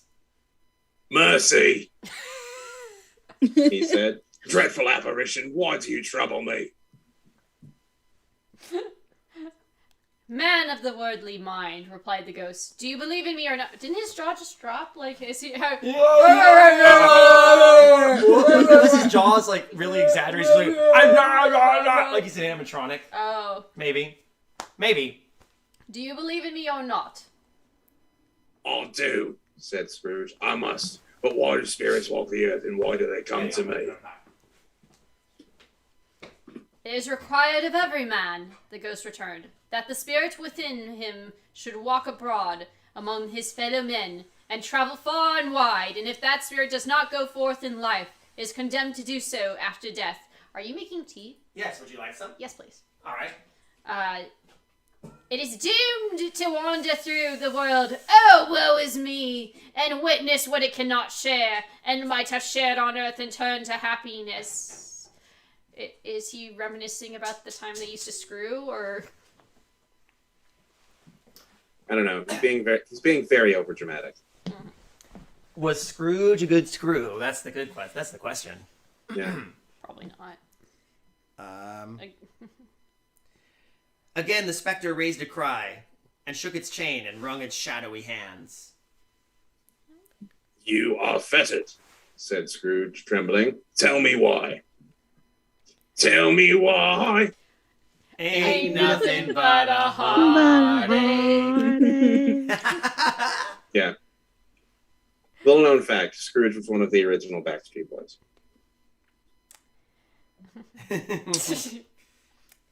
I wear Yeah, the the Backstreet change... Boys are that old. I wear the change I forged in life, replied the ghost. I made it link by link and yard by yard. I girded it of my own free will, and of my own free will I wore it. Is its pattern strange to you? Scrooge trembled more and more. Or would you know? Pursued? Okay. Pursued the ghost. Pursued the ghost. The weight and length of the strong coil you bear yourself.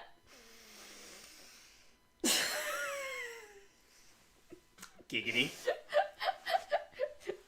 God damn it! It was full as heavy as long as this.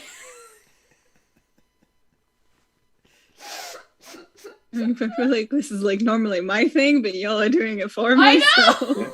So. And I just hear the joy in your brain, like, I didn't think this would be gay, but I'm so... It's, yeah. Pleasantly surprised. Oh boy.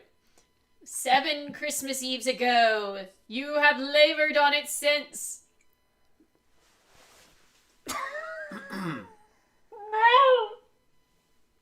This whole paragraph. It is a ponderous change. Scrooge, quit yanking it. Labored on it. God damn it. Scrooge glanced about him on the floor, in the expectation of finding himself surrounded by some 50 or 60 fathoms of iron cable, but he could see nothing. Jacob, he said imploringly. Old Jacob Marley, tell me more. Speak comfort to me, Jacob. Jacob, Whisper sweet Jake. nothings into my ear. Little Jakey Marley.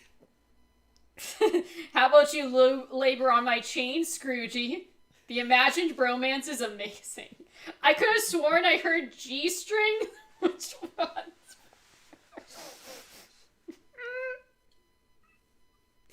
Scrooge should be asking the important question. Can we have one quickie? It's been 7 years. Oh my god.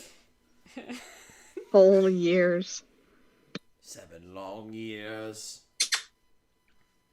I have none to give, the ghost replied. It comes from other regions, Ebenezer Scrooge, and is conveyed by other ministers to other kinds of men. Nor can I tell you what I would. A very little more is all permitted to me. I cannot rest, I cannot stay, I cannot linger anywhere. My spirit never walked beyond our counting house. Mock me. In life, my spirit never rode beyond the narrow limits of our money-changing hole. And weary journeys lie before me. It was a habit with Scrooge, whenever he became thoughtful, to put his hands in his breeches pockets. Pondering on what the ghost had said, he did so now, but without lifting up his eyes or getting off his knees. Even with pajamas, these guys had pockets? That's so unfair.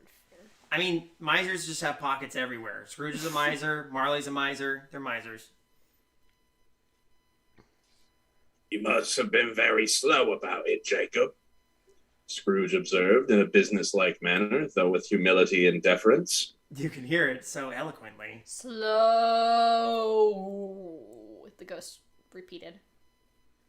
7 years dead, mused Scrooge, and traveling all the time. The whole time, said the ghost. No rest, no peace, incessant torture of remorse. You travel fast, said Scrooge, ignoring that he just said slow.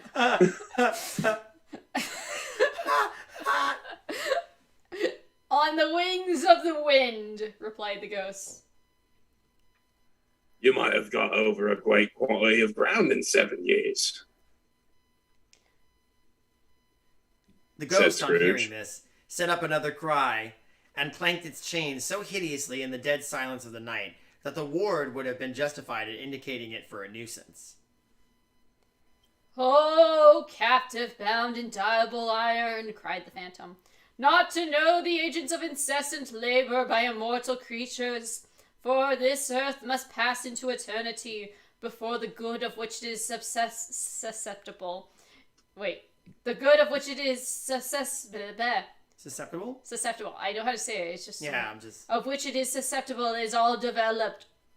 Not to know that any Christian spirit working kindly in its little sphere, whatever it may be, will find its moral life too short for its vast means of usefulness. I feel like I'm just saying words now. You're just rocking as you're doing it, Yeah. too.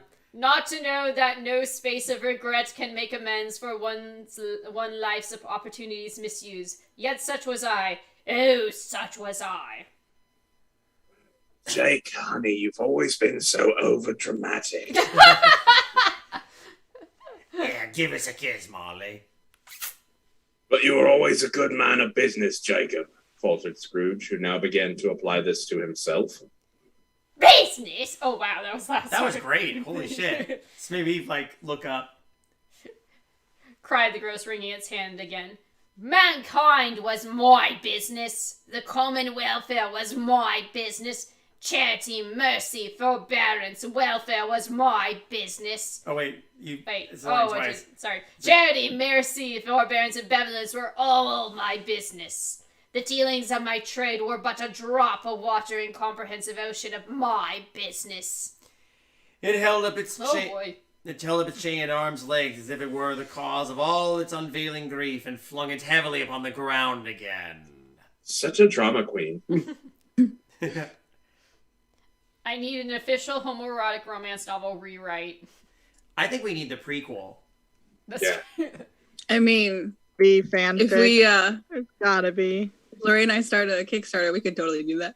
Just call it Scrooge and Marley. Would you like? This is in the public domain by now, surely. Correct? Yeah. Oh, sure. Oh, no, it's just That's why we're reading it. It's Yeah, fine. there you go. Yeah.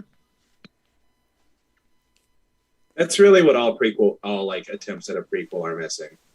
Like they're talking about doing that like Gaston prequel live action series with Gaston and LeFou, and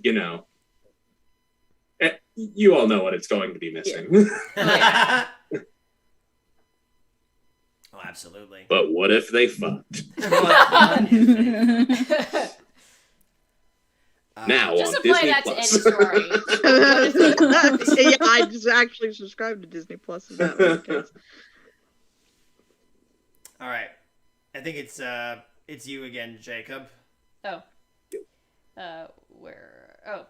At this time of the rolling year, the spectre said, I suffer most. Why did I walk through crowds of fellow beings with my eyes turned down, and never raise them to the blessed star which led to wise men to a poor abode? Christian-y Christians.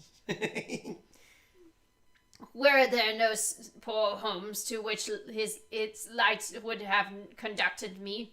Actually, that's mean to say. I'm sorry. It's making a lot of references to. Well, I mean, it's very Christian. A lot of biblical A lot stuff. of biblical things. Yeah. Yes. Scrooge was very much dismayed to hear the spectre going on at this rate, and began to quake exceedingly. Hear me! Cried the ghost. My time is nearly gone. I thought you had all the time in the world. You're dead. Like, are we still not confirmed about that yet? I will, said Scrooge. But don't be hard upon me. Don't be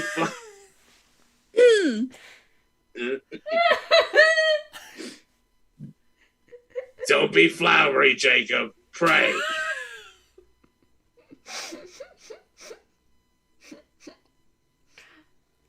How is it that I appear before you in a shape that you can see me? I may not tell. I have sat invisible beside you many and many a day.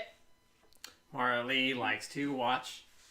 Marley's So Marley's just sitting by him like, I've been invisible this whole damn time. All the 7 years, I've just been by you. Cripes and a half. That's so cute. Where was I? Oh, sorry. Yeah. It was not an agreeable idea. Scrooge shivered and wiped the perspiration from his brow. There is no light pot in my penance. Palms are sweaty. Knees weak. Arms are heavy. Spaghetti, pursued the ghost. I'm here tonight to warn you that you have yet a chance and hope of escaping my fate. A chance and hope of procuring Ebenezer. You were all. Oh. That was delicious. You were always a good friend to me. Thank you. You will be haunted, resumed the ghost, by 3 spirits. Ezra, Phineas, and Gus. Dibs on Ezra. Jim Crow, Jack Daniels, and I said Jim Crow. Jose Oh my Cuervo, Jim God! Beam, and Jack Daniels. Oh my god. Scrooge's countenance fell. Bye, everybody. Where's That's all, folks. That's all. Scrooge's countenance fell almost as low as the ghosts had done. Is that the chance and hope you mentioned, Jacob? He demanded in a faltering voice. It is. I think I'd rather not. Without the visits, said the ghost. We not do this. Ain't nobody got time for that. Nah, I'm all right. I'm just gonna be damned to hell. Without the visit, said the ghost, you cannot hope to shun the path I tread. Expect the first tomorrow, when the bell tolls 1. Bong. Oh shit, it's already 1. My bad. No. Couldn't I take them all at once and have it over, Jacob? Expect the second one on the next night at the same hour. Could you just run through all of them right now for me? The third upon the next night, when the last stroke of 12 ceased to vibrate. Look to see you no more, and look for that for your own sake. You remember what has passed between us. Wink. So wait a minute. The Could you next give me, night, like, the and Cliff's the next Notes of night? it? Does this take place over the course of 3 nights? Yeah, this takes place over the course of 3 days. Yeah. That was Christmas is- something weird to me, too. So, like, Christmas is tomorrow. No, it's not. Or wait, yeah, what the fuck? Yeah, what? That makes no sense. Maybe he I just thought- wakes up at the end of the 3rd night on Christmas Day, and that's why he's so surprised that it's Christmas. Oh, maybe. And then just What day like, is it? It's Christmas. I've backtracked. How is that possible? Sorry, I'm following the chat. Scrooge, oh Marley Coon. Marley, Scrooge Chan, I'll never leave you again. Yeah, Marley Coon, your chains are so long. my God. I love this so much. Thanks for listening, y'all. This has been a lot of fun. Hey, if I have a thought, I think we can get a little further for sure, but if we can't finish this all in one night, what if we just did this next year and just picked up where we left off? We could do that. That's just a thought. Sure. We could go further. I've got energy. I just need to have some tea because I'm starting to feel a migraine coming on. Oh yeah, I'm actually feeling a migraine too. I mean, that's why I'm taking Excedrin right now. I should probably do that too. we could also maybe finish it for UCA Yeah, That's also a possibility. instead of waiting a whole year to finish it. Yeah, that's a good point. Oh, that's a good point. Yeah, but then the problem is, by the time we release it, it'd be after Christmas. That just doesn't work that way. I mean, by the time we release it, I mean, I don't know. People don't take their Christmas shit down. Okay, So that's a good point. But we also still have Lair of the White Worm to do. we do.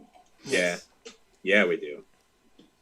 I don't know, just a thought. I'm having a lot of fun with this, though. This is great. All right, I'm going to... Well, if you wouldn't mind keeping an eye on the tea, Oh yeah, it's almost. I will read the next bit, since it's a big bunch of narration from me. What kind of tea would you like, love? Green tea, Okay. please. Thank you. When it had said these words, the spectre took its wrapper from its table and bound it round its head. As before, Scrooge knew that by the smart sound its teeth made, when the jaws were brought together by the bandage. He ventured to raise his eyes again, and found his supernatural visitor confronting him in an erect attitude. Oh boy! Oh. With his Oh, okay. Oh. with his chain Okay. wound over and about its arm. Wow. Marley. Is The Scrooge apparition still walked kneeling back- in front of him? What? Right, fully erect, right in front of him. Yeah. The apparition walked backward from him, and at every step it took, the window raised itself a little, so that when the spectre reached it, it was wide open. It beckoned Scrooge to approach, which he did. When they were 2 paces from each other, Marley's ghost held up its hand, warning him to come nearer. No nearer. Scrooge stopped. Don't jump out the window, you fucking dumbass. The ghost said. Don't make me defenestrate you, Ebenezer! What? Why are you following me? Can you also fly, Scrooge? Can you also do that? You idiot. Not so much in obedience, as in surprise and fear. For on the raising of the hand, he became sensible of confused noises in the air, incoherent sounds of lamentation and regret, wailings inexpressibly sorrowful and self-accusatory. The spectre, after listening for a moment, joined in the mournful dirge, and floated out upon the bleak dark night.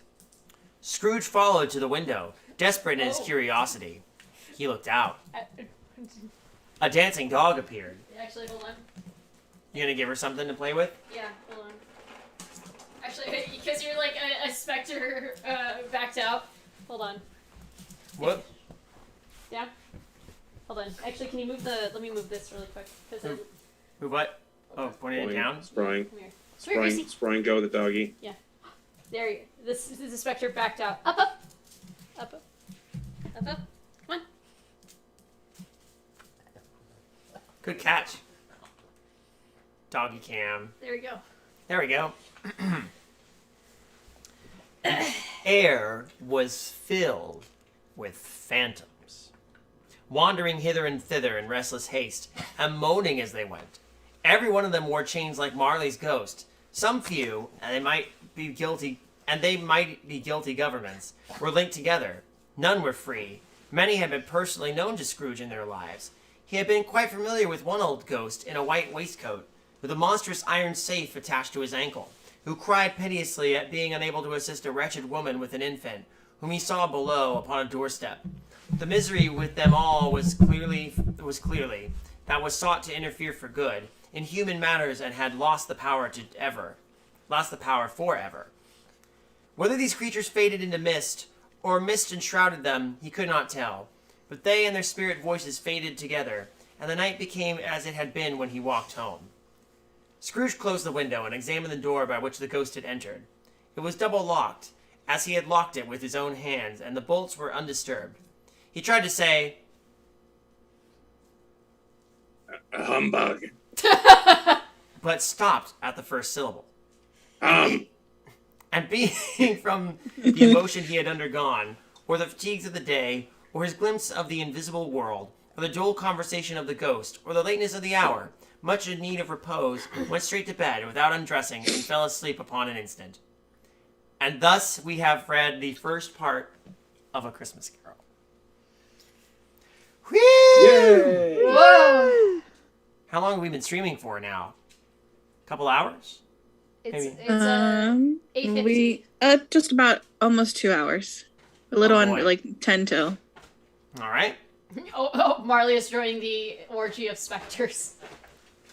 Marley has joined the battle. Everyone is here. All right, let me see if have we received any more donations? Refresh. I haven't seen any on the chat. I haven't either. Just double checking. Which is fine. I understand. We appreciate what you've been able to give so far, which I honestly really do appreciate. Yeah. We broke 100, and that was like because it is the holidays, it's the end of the year, money's tight. And I get you. Just It goes below. being able to give what they can is genuinely Yeah. appreciated. Yeah. After all, we're Yeah. reading a story about guilting people for not being charitable enough, so... Donate. Hey, do we want to... Donate or they'll have to suck a ghost's dick or whatever. Humbug is Scrooge's version of Baka. Some people might be into that, you know. I know, I personally would be. This has been a whole discussion already. Oh, boy. It I got an is- idea. it is downright irresponsible to the scientific and supernatural community if you are encountered by a ghost who wants to have sex, to not have sex with her. So says the Church of Dan Aykroyd. Dan Aykroyd. This is for you. Thank you. Give me just one moment while I carefully... Whoop! Oh, you're good. Oh, God. Carefully take the teacup, which has Bucatino business Yeah. on it. If you tell the story of a ghost visiting you and asking to have sex, and someone asks like, "So you did it, right?" and you said no, you will go down in history as like, you fumbled the bag so hard. Oh, I love it. Oh, Like, the ghost would have let you film it. We talked about this on Choice Drags, you know. Yes, I know. I have this conversation with at least one person every single day of my life. Every single day of your life. Yes. Goodness. If a ghost offered you sex and you say Someone's no. like, "Have you seen the new Spider-Man movie?" And I'll be like, "No, but I'd fuck a ghost. I'll tell you that for free." You know, Scrooge had the opportunity. Marley was right there. He was erect and ready. So it says it's in USD and I'm Canadian. Oh, okay. Okay. That's fine. That's understandable. Thank you all the same for your even considering it. Yes, thank you. Hi, Gracie. What can I do for you? He's gonna stand on a loud bag, plastic bag in the corner, so that everybody can hear you, making sounds. What a good dog. What a generous animal. Hello. I didn't hear it, surprisingly. Oh, well, maybe that the noise dampening is working. It might be. Okay, the noise gate's working. Yeah. Haha, she's been thwarted. Super beneficial. We're still waiting. This is still really hot. It's still very hot for me too. Yeah. This story is too hot to handle. It really is. Actually, hold on. Now this Who goes special to version your of A Christmas area? Carol, watch an old man fuck a ghost. Up. Sit. Bump. All right, this is a Sit. this is a puppy intermission. Puppy intermission. Bump. No. You gotta sit. Gracie, sit. High five. Good girl. Bump. There you go. I love how I feel like every dog knows their routine, and so they'll start anticipating it. Yep. So They'll anticipate it. Whoa. She's Hey, ready for this. Does she need food? Is Is it it time for food? Is it time to feed the dog? I think it's actually time to feed the Oh, dog. very well. It's, I have a question for everybody in chat and also everybody here in this call. Should we at least take a crack at Stave 2, the first of the three spirits? Yeah. All right. Bringer says, just popping in for a quick hi and happy holidays. Hi, Bringer. Happy holidays. Happy holidays. Quick question for the chat. You all have sex with a ghost if it offers, right? Yeah, everyone in chat, please. Ugh. What are you doing? It's a very important question. I love how everybody's like, oh my gosh, it's Gracie! Everybody loves Gracie. Yeah. You don't do it for us, do it for Gracie. Donate for if you don't want to do. If you don't want to donate for the reason for the season, do it for Gracie. Do it for Gracie. Nod. All right, I have an idea because we're gonna have the ghost of Christmas past show up. I would like to volunteer. Sade. Sade's like, no. Okay. You haven't played enough parts yet.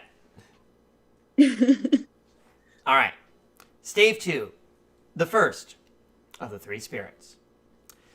Do we want just are we good to continue? I'm good to continue if you are. Oh, while I'm thinking about it, I meant to tell you guys this. So someone showed me a ghost hunting TV show, and we chat. You're not involved in this, but we all got to watch it. I need to show you the new cringiest thing I've ever seen in my entire life. Oh boy. Yeah. What is this? A ghost hunting TV show. Is it in any way? Are we allowed to know what it is? Yeah. It's called The Ghost Finders. Oh. The Ghost Finders. And there's a girl in it who tells everyone she's a witch, and she has like pink hair and wears a black hoodie and goes around poking stuff with a knife. It is fantastic. I love it. I have to check it out. Anyway, sometime. just wanted to get that off my chest, and because I just remembered it just now. I'll be right Anyway. back, everybody. I'm going to feed the dog. As is my Okay. duty. Yeah, she's. Well, So. While the narrator is away, make small talk. All right. Oh no. Marley Small talk. Dickens over here. He's got to feed the dog. okay. Yes, I'd fuck a ghost. I want the street cred. Oh, totally. As long as I'm guaranteed no pregnancy. I nominate Edwin for the ghost of. You don't want to be having a ghost baby. Yeah. Of course, Alan. As long as it wasn't a relative or like someone weird. Okay, yeah. Oh, your creepy caveat. uncle comes back as a ghost. Ew. One caveat: don't fuck your ghost uncle. No. Don't need no ghost. Don't need not ghost fetus because ain't no glow birth. Alan is excluding us from something cringy. Chat. Oh no, you guys can watch the Ghost Finders. Could you imagine if there is a show called Ghost Fuckers? Yeah. Ghost fuckers. Ghost Fuckers. Tonight on Ghost Fuckers. We're going to try and proposition this ghost to give me head. Let's see. Use the spirit box to communicate with it. Aaron, go in there. Aaron, get in there. Aaron, go fuck the ghost. God, I wish Abysme was here. I know. Abysme, if you're out in the ether, we love you. Any holiday traditions for And Paprika too, we love you too, Paprika. any holiday traditions for you guys here? You mean out of the typical ordinary stuff for Christmas, or? I watch all of the MST3K Christmas movies they've done. Yeah, I at least try to watch. That's my one. tradition. I Actually, don't have We any. gotta watch Santa Claus at some point. At bare minimum, Santa Claus. the one that Dave and I do. I don't know when we'll do this, but we do what's called the I'm blanking. The Hallmark holiday movie drinking game, where we find a. My God. Why? Because we want to die. Yeah. That sounds amazing. What do you mean? Why? Basically, we watch a Hallmark movie, and we have a drinking game. We have a list of all the different times you drink based off a Hallmark holiday movie trope. And watch as we just descend into madness and alcohol poisoning. Tune into the madness. I do have the list here and ready. Yeah, why don't you share the rules with chat? Sure, I will share the rules with chat. Or, if not posting it in chat, just read it. Oh no, I could read it to chat. Hold on. Yeah, that'd be great. Trying to find it right now. Here it is. So you have to take a drink when a character and or a location with a holiday theme name pops up. Big city person is transplanted into a small town. A newcomer partakes in a small town /family /holiday tradition. Someone disses fake Christmas trees. Crazy. An estranged /drug addicted friend /family member appears. Bad Christmas music plays. Every time it starts to snow, like when it starts to snow, not if it's snowing. Whenever someone kisses or does a miskiss, where they're like about to kiss and then something stops them. When someone mentions how much they hate Christmas, kind of like a Scrooge moment, like, oh God, I just don't have the time for Christmas, that sort of thing. The first appearance of a magical Christmas character, so Santa, angel, elf, etc. The moment when the Christmas cynic is filled with holiday spirit. Mention of a dead relative, or when the betrayal /liar is revealed. Cool. That sounds like a great way to see God. Yeah, you should add someone returns to their small town that they left behind. Yeah, That's a good one. Mm-hmm. You never know what you're going to get when you do a Hallmark Christmas movie, so we tried to be as broad as possible. So I having know a what few I'm more going to suggestions get is now. always Drunk. Yeah, I was gonna say, I think my least favorite one too is always the woman with a career is basically told that she should be unhappy with her career, basically. Yeah. Yeah. Oh God. We know you're a very successful woman, but what you really need is a man. Kayla, What how you are need is still man and alive? children. So weirdly enough, Dave and I have done this drinking game for only 2 years in a row. And the first year, we were gone. Like, that was the worst movie I had ever seen. One of the worst movies I had ever seen. I never want to see that movie ever again. That really boring one that claimed to be like, it's Beauty and the Beast. But at Christmas! But at Christmas, and it barely had anything to do So with here's Christmas my at all. pitch. Yep. It was A just movie really starts. boring. A movie starts like a Hallmark movie, but and it's the woman with a successful career. And then she meets a guy, but the guy is Santa, and we get the reveal that he's Santa. Mm-hmm. But then they start boning down. I'm pretty sure that's happened. That be has to. honest. I know there is a. That's a thing. Graphically boning down. Okay, well, not graphically, but I know 'cause that there's more been often than not, if there is a hot Santa, he goes by Nick. I think Nick is probably the most goddamn common name of a male character in these movies. Nick, I want to see Santa bone down. Don't forget to finish your drink if the plot is actually more fitting of a horror movie than a rom-com. And also, I am careful of what drinks I choose. I don't do shots. I drink either beer. You would meet God. Yes, if I did shots, I would meet God. You would, you would show up in heaven and they'd be like, Hallmark movie, huh? I know there's one terrible Hallmark movie. I think it's Hallmark. It could be Lifetime. It's in any of those channels. Where it's Santa Claus's daughter, and she's actually played by the same Kathy. Oh fuck. Alan, do you know Alien in L.A.? Who's the main lead in that? Oh fuck. Yep. Kim Cattrall? No. It's Alien in L.A. The girl with the girl else. with annoying voice. She's actually a model in real life. It's Kathy something. But she's actually in one of these Christmas movies, and she's Santa's daughter. She can't act for shit, but she's a little too perfect. It's almost on the verge of being Mary Sue-ish. Crazy. So that's one of those like, oh, you're boning down with Santa's daughter. Kathy Ireland. That's it. Kathy Ireland. We have another donation. Oh. So Dan Urkel, I think sometimes Urkelbot, messaged me directly with it. So he donated $69.69. Nice. Nice. Thank you, Dan. Nice. We really appreciate it. Nice. Thank you. You're the man, Dan. Thank you. So now we are at so we were at 150. So now I gotta actually get out a calculator because I can't math. We are now at $219.99. Fuck yeah, gang. Woo!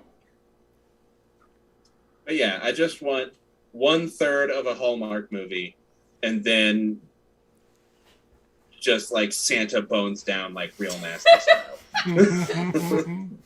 I'm sure it exists, just probably not on Hallmark Channel. Out of nowhere. Yeah. Hey, if we can get to like at least 250, can we get a little bit of pasta shade? Yeah, Sure. Yeah. 250, I'll go into the pasta shade. I'm willing to go back. 500, I'll do Ed Win. Easton. If we make $25,000, I'll make the Santa bones down movie. I did it last stream, so I figured I'd do it now. Oh, how much did you donate? $25. Hey! We got $25. Who that from? Easton Dean. Thank you, Easton. Hey, thank you. Thank you. So that's $244.99. Oh, it's $6 more. I'm willing to wait. Someone donate 666. Christmas is coming. The goose is getting fat. Would you please put a penny in the old man's hat? Oh my gosh. By the way, Woo! this hat is a What are little you doing? too small for my head. Just a little. I'm glad I got a haircut Just a before few this. dollars closer to the Santa bones down movie. How's my haircut, by the way? I got it recently. I know it's a lot of curls gone, but... I like Man, it. I just drew you in with the full thing of hair. I'm not going to change it. Okay, that's fine. I don't mind. Yeah, it grows back. That's my spirit hair. I just need to shear it every so often in order to, like, function at least a little bit. So. I saw mommy boning Santa Claus underneath the Christmas tree last night, and 9 months later, I got a sibling. Oh no. Yes. Oh man. That Christmas gift came late. Yep. More donations. More bunty cards. More donations. You actually are helping, basically, fix an ecological problem. So this is, like, right. It is actually for a good. And also saying fuck the military-industrial complex. Yes. Technically. Yeah. Actually, Sierra Hill in general, they do good work. I donated my crappy ass car to them. Yeah, I remember. Yeah. Not the one that we just recently totaled. The one before that. Not 660. Lori just sent $10. Oh my god. Give All right, us then. pasta shake. Give us Yeah, pasta shake. It's pasta shade time. Oh my gosh, Okay. Lori. Thank you, Lori. Lori's Thank a you so much. champ right now. Lori's a goddamn champ. All right, so now we are at $254. Y'all are great, and I love you. Thank you for being the strong. You that are We are few, but we are awesome. mighty, and I appreciate it. All right. Shall we move on to Stave 2? Yeah, Now wait. we got some tea. Now, Let you us. now that you have tea, you can now read That does help. I haven't done this in a while, so bear with me. the pasta shape voice. I mean, it feels like I haven't done it in a while, but keep in mind, I've been like doing a lot of voice stuff in general. Oh yeah, that's true. All right, so we're on Stave 2, the first of the three spirits.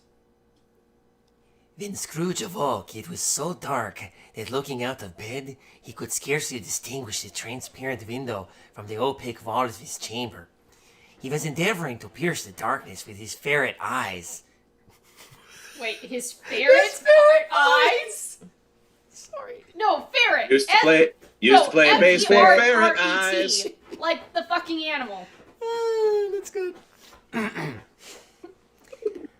When the chimes of a neighboring church struck the 4 quarters, so he listened for the hour. To his great astonishment, the heavy bell went on from 6 to 7, and from 7 to 8, and regularly up to 12, then stopped. 12! It was past 2 when he went to bed. The clock was wrong. An icicle must have got into the works. 12! He touched the spring on his repeater, the correctest, most preposterous clock. Its rapid little pulse beat 12, and stopped. Oh, okay. The repeater was part of the clock. I thought he had a gun.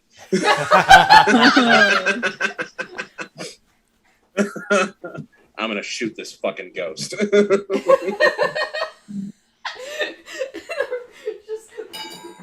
just like, all right, where are you? You fucking. I'm gonna get you, you fucking ghost. I'm the ghost of Christmas. Bang! Bang! Oh wow, that was a little too loud. Sorry. It's fine. Why, it isn't possible, Said Scrooge. that I can have slept through a whole day and far into another night. It isn't possible that anything has happened to the sun, and this is 12 at noon. The idea being an alarming one, he scrambled out of bed and groped his way to the window. He was obliged to rub the frost off the sleeve of his dressing gown before he could see anything, and could see very little then. All he could make out was that it was still very foggy and extremely cold, and that there was no noise of people running to and fro, and making a great stir, as there unquestionably would be, had the night been beaten off by beaten off bright day. So Arnia Wait, Obscura just donated Sorry, $6.66. Thank you. Oh, hey, someone did it! Yay! Hey, thank you so much. Woo! And taken possession of the world. This was a great relief, because 3 days after sight of the first exchange, paid to Mr. Ebenezer Scrooge or his order, and so forth, would have become a mere United States security if there was no days to count. What the fuck? Okay. Sorry, I've been thinking about it, and I'm going to pitch this alternate story. It turns out the ghosts of Christmas past, present, and future were just like people, like, you know, trying to convince Scrooge to be a better person. And the ghost of Christmas past shows up, Scrooge shoots it, and it just turns out to be some dude. So, we are actually at $261.65. Woo! Yeah. Excellent. I'm so stoned to wrap my head around what I just read. What's Because 3 days after the sight of the first of exchange, paid answer of Scrooge's Wait, what? order and so forth would have become a mere United States security if there were no days to count by. I don't get it. That's a joke I don't get. It's Charles Dickens being funny, Yeah, trying to be. trying to be funny. Scrooge went to bed again, and thought and thought and thought it over and over, and could make nothing of it. The more he thought, the more perplexed he was, and the more he endeavored not to think, the more he thought. Marley's ghost bothered him exceedingly. Every time he resolved within himself after mature inquiry that it was all a dream, his mind flew back again, like a strong spring released, to its first position, and presented the same problem to be worked out all through. Was it a dream or not? Scrooge lay in this state until the chime had gone 3/4 more. Then he remembered on a sudden that the ghost had warned him of a visitation when the bell tolled 1. He resolved to lie awake until the hour had passed. And considering that he could no more go to sleep than go to heaven, he was perhaps the wisest resolution of his power. The quarter was long, and he was more than once convinced he must have sunk into a doze unconsciously and missed the clock. At length it broke upon his listening ear. Ding dong! Bing bong, fuck your life.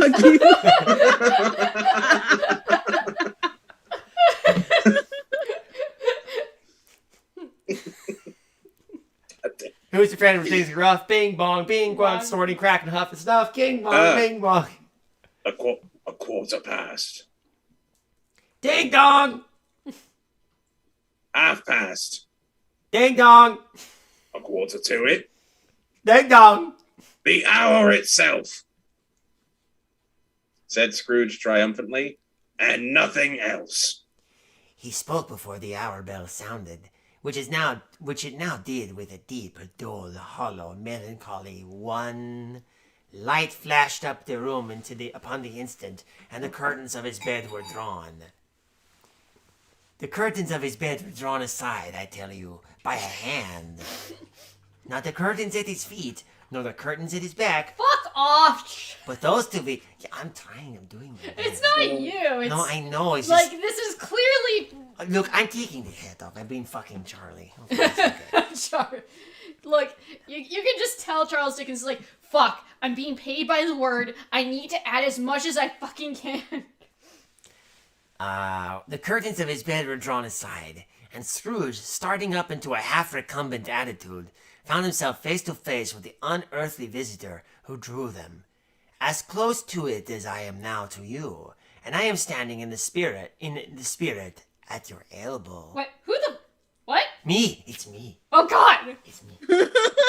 I am here. Who is standing in Now. the spirit at my elbow? It's what me. the? I What am the a spirit. what a What the strange fuck? I am into a the spirit paragraph. standing at As your close as elbow. I am now to you. I'm the narrator, and I'm right fucking beside you. I've been invisible this whole time. I told you. Hi, I'm the narrator.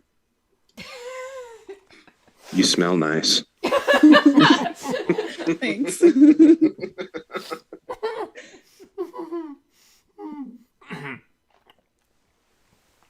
I need to refresh myself. Charles, were you drunk when using the calendar?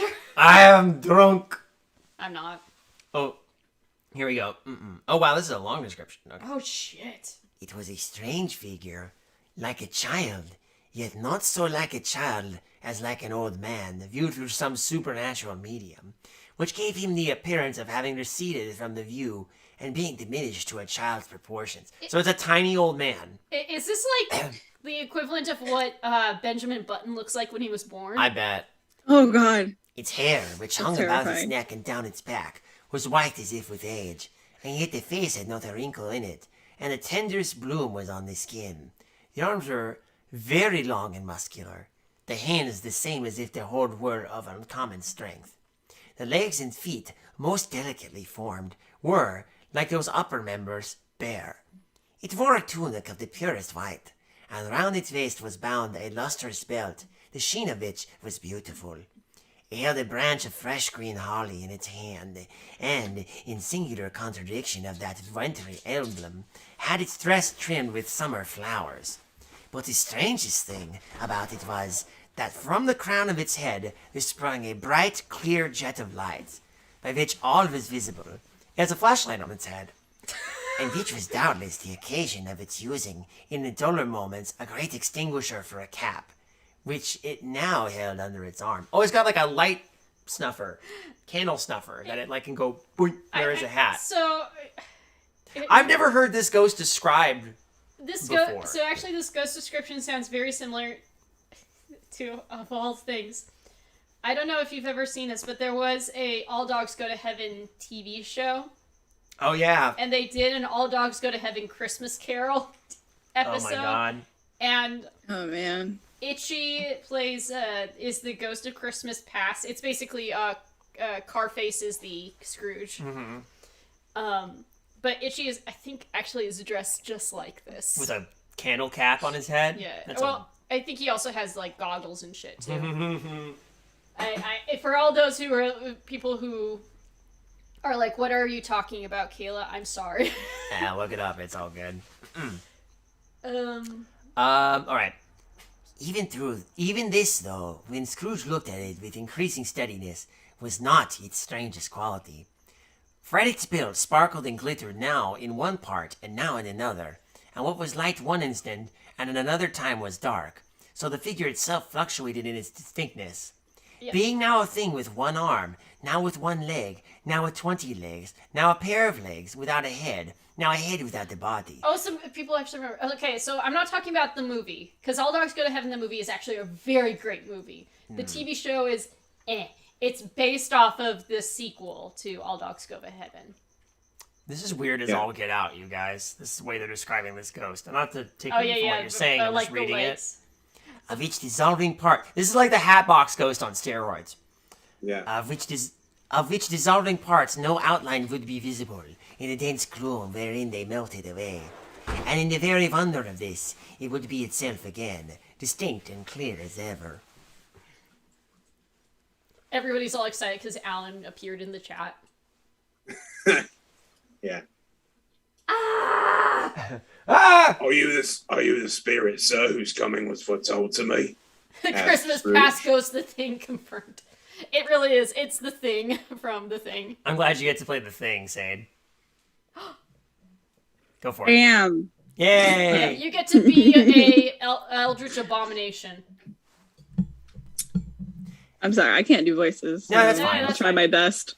The voice was soft and gentle, surprisingly low, as if instead of being so close behind them, it were at a distance. Not close beside you, like I am, the narrator. Hi, Hello. I'm still here. Hey everyone, I'm the narrator. Oh, shit. What kind of cologne do you use? It's nice.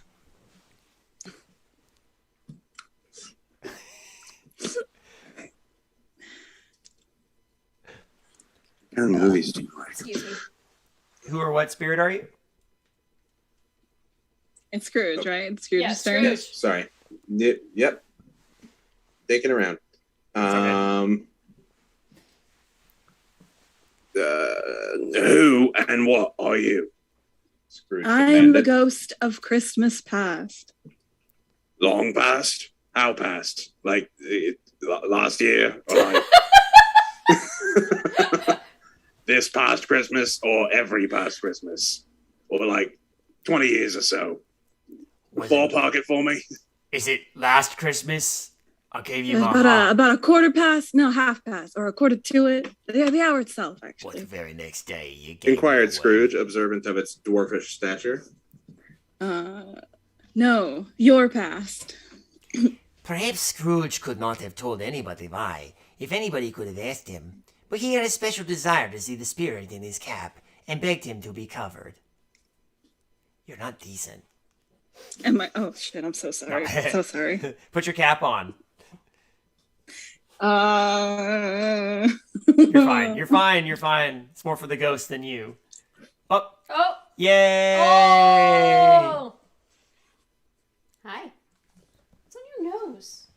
Baby, what's on your nose? She got a little fluffy. What? What? Exclaimed the ghost. Would you soon put out? Oh wait, is it candles? I have candles. Christmas I guess pasta. he's got a candle on his head. Would you so soon put out with worldly hands that I light the light I give? Is it not enough for you? Is it not enough that you are one of those whose passions made this cap and force me through whole trains of years to wear it low upon my brow? Oh. This is neat. Scrooge reverently disclaimed all intention of to offend of any knowledge of having willfully bonneted the spirit in any period of his life. He then made Holy shit. What? Loonvog, donate 100 for the cause and wanted to ask someone to check if Marley was dead. Murray Crimbus. Hey, Marley! Marley! Marley, you dead? Marley! Yes, I'm fucking dead. Yeah, he's dead. I'm gonna grab candles. Hold on. Thank you. Okay. Oh my god, thank you. Thank you, Woonvog. Woo! So we are now at $361.65. Holy shit, gang. Wow, that's a lot of money. Yeah. I'm proud of you. I'm so proud. Oh. This is great. Candles acquired. Yes. Yes. Nice. Hey. All right. Oh my gosh, that's so cute. I love it. I love it. Where are we? Oh yeah, I'm sorry. I just read. I'm sorry. He then made bold to inquire what business brought him there. Your welfare, said the ghost. Scrooge expressed himself much obliged, but could not help thinking that a night of unbroken rest would have been more conducive to that end. The spirit must have heard him thinking. Oh, he's been thinking this. For it said immediately, Your reclamation, then. Take heed. it put out its strong hand as it spoke, and clasped him gently by the arm. Sorry, I need to scroll down. You're good. This is good. This is good. Rise and walk with me. It would have been in vain for Scrooge to plead that the weather and the hour were not adapted to pedestrian purposes. That bed was warm, and the thermometer a long way below freezing. That he was clad but lightly in his slippers, dressing gown, and nightcap, and that he had a cold upon him at the time. The grasp, though gentle as a woman's hand, was not to be resisted. He arose, but finding that the spirit made towards the window, clasped its robe in supplication. Though, wait, the grasp, though gentle as a woman's hand, was not to be resisted. Oh, it feels like a woman's arm, but you know what? I just can't resist. Usually, Grasp my arm. I resist. I think he's saying that it feels like a woman's hand, but it's too strong to be a woman's She's hand. very strong. Oh, okay. She's strong. Strong enough for a man, but made for I am immortal. Immortal. I'm not immortal. I am a mortal. Scrooge remonstrated, and liable to fall. Gracie, come here, please. He's cheating on Marley. I mean, Marley's dead, so. Bear but a touch of my hand there, said the spirit, laying it upon his heart, and you shall be upheld in more than this. As the words were spoken, they passed through the wall and stood upon an open country road, with fields on either side. The city had entirely vanished. Not a vestige of it was to be seen. The darkness in the mist had vanished with it, for it was a clear, cold winter day, and with snow upon the ground. How am I doing? Good. Well, thank you. Good heaven, said Scrooge, clasping his hands together as he looked about him. I was bred in this place.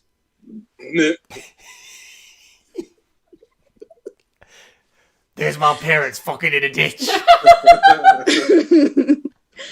Behind the bush. I was bred in this place.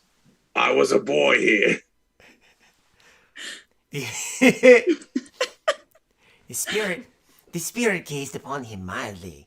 His gentle touch, though it had been light and instantaneous, appeared still present to the old man's sense of feeling. He was conscious of 1,000 odors floating in the air, each one connected with 1,000 thoughts and hopes and joys and cares long, long forgotten. Your lip is trembling, said the ghost, and what is that upon your cheek? Scrooge muttered, with an unusual catching in his voice, that it was a pimple, and begged the ghost to lead him where he would. It's just a pimple. Nothing more. Just a pimple. Oh. So it's a tear tear, rolled but down he's his okay. cheek, and he said it was a Pimple, it not was a a tear. pimple. Why is that pimple. pimple Okay. sliding down your face, Scrooge? Yeah. What mole? I have a mole. You recollect the way, inquired the spirit. Remember it, cried Scrooge with fervor. I could walk it blindfold. Strange to have forgotten it for so many years, observed the ghost. Let us go on. They walked along the road, Scrooge recognizing every grate and post and tree, until a little market town appeared in the distance, with its bridge, its church, and winding river. Some shaggy ponies now were seen trotting towards them, with boys upon their backs, who called to other boys in country gigs and carts, driven by farmers. Gracie started barking like a fucking bitch. Stop it! Stop it! Hi, Annie, come here. You've got Come food here. in your bowl. Go eat. Yeah. You snorting pig. Oh, my little piggy. Yes, you're a good girl. No, you're not, but right now, but... All these boys were in great spirits and shouted to each other, until the broad fields were so full of merry music that the crisp air laughed to hear it. These are but shadows of things that have been, said the ghost. They have no consciousness of us. The jocund travelers came on, and as they came, Scrooge knew and named them every one. Why was he rejoiced beyond all bounds to see them? Why did his cold eyes glisten, and his heart leap up as they went past? Why was he filled with gladness, as when he heard them give each other Merry Christmas, as they parted at crossroads and byways for their several homes? Why was Merry Christmas to Scrooge? What was Merry Christmas to Scrooge? Out upon Merry Christmas! What good had it ever done to him? The school is not quite deserted, said the ghost. A solitary child, neglected by his friends, is left here still. Scrooge said he knew it. And he I know sobbed. it. And he sobbed. Wah. Hi. They left the high road by a well-remembered lane, and soon approached a mansion of dull red brick, with a little weathercock surmounted cupola on cupola. Wait, Coppola? No, not Francis Ford Coppola. Cupola. On the roof, and a bell hanging in Hello? it. It was a large house, but one of broken fortunes. For the spacious offices were little used. Their walls were damp and mossy, their windows broken, and the gates decayed. Fowls clucked and strutted in the stables, and the coach houses and sheds were overrun with grass. Nor was it more tentative of any of its ancient state within. For entering the dreary hall, and glancing through the open doors of many rooms, they found them poorly furnished, cold and vast. There was an earthly savour to the air, a chilly bareness into the place, which associated with itself somehow with too much getting up by candlelight and not too much to eat. They went, the ghost and Scrooge, across the hall to a door, and back of the house. It opened before them, and disclosed a long, bare, melancholy room, made barer still by lines of plain deal forms and desks. At one of these a lonely boy was reading near a feeble fire, and Scrooge sat down upon a form, and wept to see his poor forgotten self, as he had been used to be. Not a latent echo in the house, not a squeak and scuffle from the mice behind the paneling, not a drip from the half-filled waterspout in the dull yard behind, not a sigh among the leafless boughs of one... God damn it, fucking... This is taking so goddamn long. Not a sigh among the leafless boughs of one despondent poplar, not the idle swinging of an empty storehouse door, no, not a clicking in the fire, Fuck me. but fell upon the heart of Scrooge with softening influence and gave a freer passage to his tears. The spirit touched him on the arm and pointed to his younger self. Oh, thank you. Arm. Sorry. But I'm not Scrooge. But it's okay, I accept it. And intent upon his reading, suddenly a man in foreign garments, wonderfully real and distinct to look at, stood outside the window with an axe stuck in his belt, and leaning by the bridle an ass laden with wood. Wait, what? Gonna take a moment to comment on ass laden with wood. I used to play bass for ass laden with wood. I have no jokes to add. But there it is. Before you go, did I just hear that, or am I just imagining things now? No, it does say an ass laden with wood, but ass in terms of donkey, not. But still. Okay. I understand now.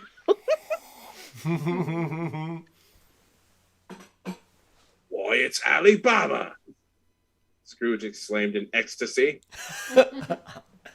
Why is It's Alibaba? dear old honest Alibaba.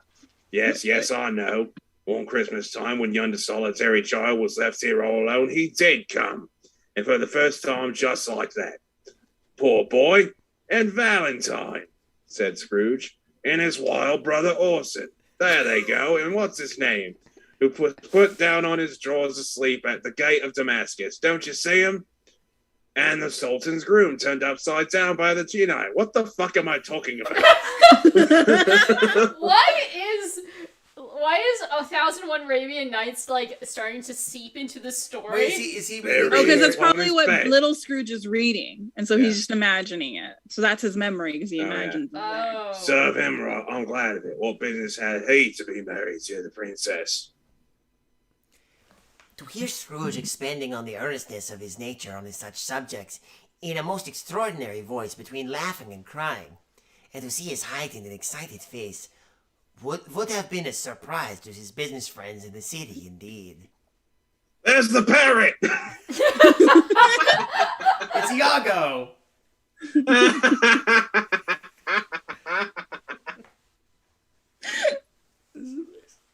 There's that fucking parrot! Pining for the fjords. Cried Scrooge. Green body and yellow tail with a thing like a lettuce growing out of the top of his head. There he is. Like a Am I on lettuce? drugs?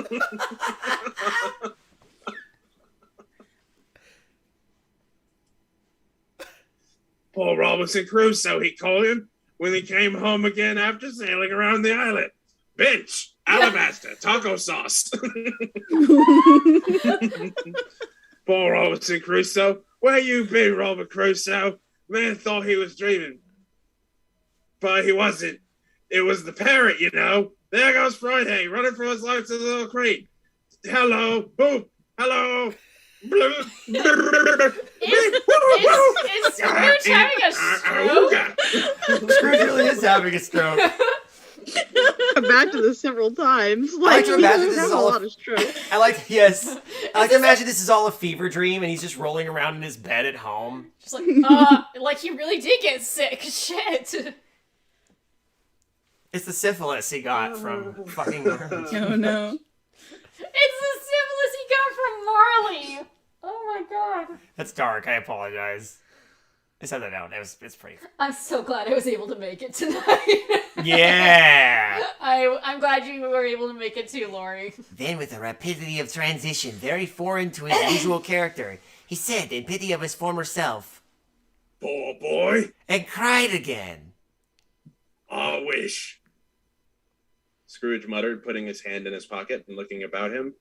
After drying his eyes with his cuff, I was a little bit taller. I wish I was a baller. Oh, it's too late now. What is the matter? asked the spirit. It's so cute. Nothing. That's Scrooge. Nothing. There was a boy singing a Christmas carol at my door last night. I should like to have given him something. That's all. Instead of, kicking him out. Whatever. The ghost smiled thoughtfully and waved its hand, saying as it did so, "Let us see another Christmas." Scrooge's former self grew larger at the words, and the room became a little darker and more dirty. The panels shrunk, the windows cracked, fragments of plaster fell out of the ceiling, and the naked laths were shown outside. I'm glad I said it correctly, because we just had naked laths. Were shown laths, not lads. The naked lads. Lads.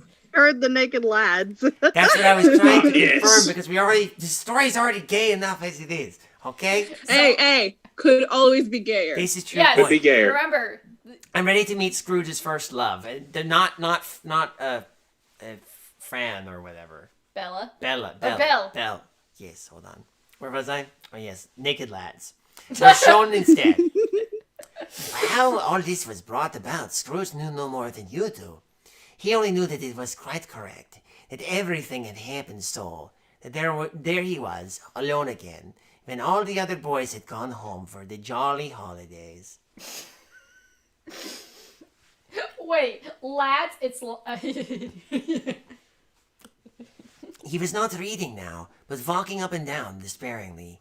Scrooge looked at the ghost, and with a mournful shaking of his head, glanced anxiously toward the door.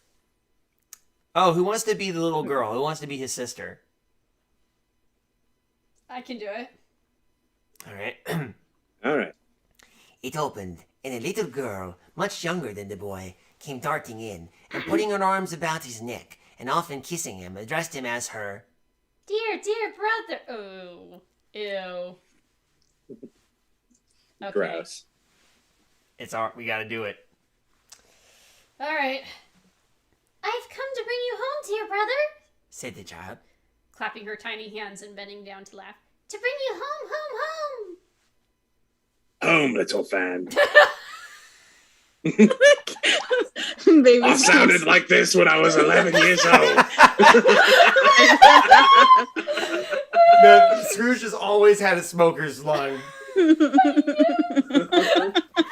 Scrooge was born. Scrooge was born in a chimney in London. I mean, that's not far off. Let's be honest here. Yep. Hi, I'm your new teacher. Can I ask your names? Ebenezer. What the shit? Okay.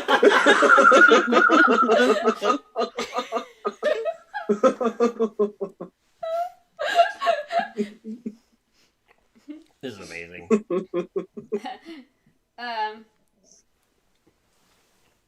Yes, said the child brimful of glee. Home for good and all. Home for ever and ever. Father is so much kinder than he used to be. That home's like heaven. He spoke so gently to me one dear night when I was going to bed, that I was not afraid to ask him once more if he might come home. And he said, yes, you should, and sent me in a coach to bring you. And you're to be a man, said the child, opening her eyes. And I'll never to come back here. But first we'll all be together all the Christmas long, and you have the merriest time in the world. You are quite a woman, little fan. My sister, definitely my sister. Exclaimed the boy. Oh. She clapped her hands and laughed, and tried to touch his head, but being so little, too little, laughed again and stood on tiptoe to embrace him. Then she began to drag him in her childish eagerness towards the door, and he, nothing loth to go, accompanied her. How old is this child? He calls her a woman, but then it's like, I don't understand what age. Oh, yeah. Here's another useless... I feel like this is going to be a useless paragraph. Here we go. A terrible voice in the hall cried, Bring down Master Scrooge's box there! and in the hall appeared the schoolmaster himself, who glared on Master Scrooge with a ferocious condescension, and threw him into a dreadful state of mind by shaking hands with him. He then conveyed him and his sister into the veriest old vale of a shivering best parlour, and ever was seen, where the maps upon the wall and the celestial and terrestrial globes in the windows were waxy with cold. Here he produced a decanter of curiously light wine, and a block of curiously heavy cake, and administered installments of those dainties to the young people. At the same time, sending out a meager servant to offer a glass of something to the postboy. Something, we don't know. Something with quotes. Who answered that he thanked the gentleman, but if it was not the same tap as he had tasted before, he had rather not. What the fuck is happening again? Master Scrooge's trunk, being by this time tied on the top of the chaise, the children bade the schoolmaster goodbye, right willingly, and getting into it, drove gaily down the garden sweep, the quick wheels dashing the hoarfrost and snow from off the dark leaves of the evergreens like spray. I'm surprised I can keep this up. I know. Yeah, seriously, good job. Thank you. Always a delicate creature, whom a breath might have withered, said the ghost. But she had a large heart. So she had, cried Scrooge. It's what killed her enlarged heart. What? Shit! That's right, she died. You're right. I will not gainsay it, spirit. God forbid. She died a woman, said the ghost, and had, as I think, children. One child, Scrooge returned. True, said the ghost, your nephew. Scrooge seemed uneasy in his mind and answered briefly, Yeah, Although they had but the moment left the school behind, they were now in the busy thoroughfares of a city, where shadowy passengers passed and repassed, where shadowy carts and coaches battled for the way, and all the strife and tumult of a real city were. It was made plain enough by the dressing of the shops that here too was Christmas time again, but it was evening and the streets were lighted up. The ghost stopped at a certain warehouse door and asked Scrooge if he knew it. You know this place? Know it, said Scrooge. Was I a... Why is he saying No. like a question? Because it was a question. Yeah, was I apprenticed here? I don't know. You tell me, Scrooge. I guess that answers. Ask if he knew it. Know it? No. Was I apprenticed here? I'm gonna make as the honorary Charles Dickens here. I'm going to make a casting decision. Ravel, can you be old Fezziwig? There's a Fezziwig? Oh my god, okay. Yeah. Yeah. Yes. Here's old Fezziwig off to take me to Hogwarts.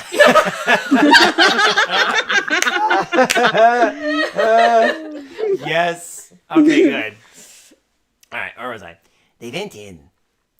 At sight of the old gentleman in a Welsh wig, sitting behind such a high desk that if he had been 2 inches taller, he must have knocked his head against the ceiling, Scrooge It's fucking cried in great Hagrid. excitement. Why, it's old Fezziwig. Bless his heart, it's Fezziwig alive again. Old Fezziwig laid down his pen and looked up at the clock, which pointed at the hour of 7.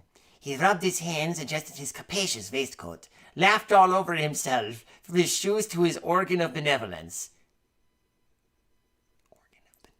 Is that his heart? And called out in a comfortable, oily, rich, fat, jovial voice, "Yo ho there, Ebenezer, Dick." Fuck you! Be that dick.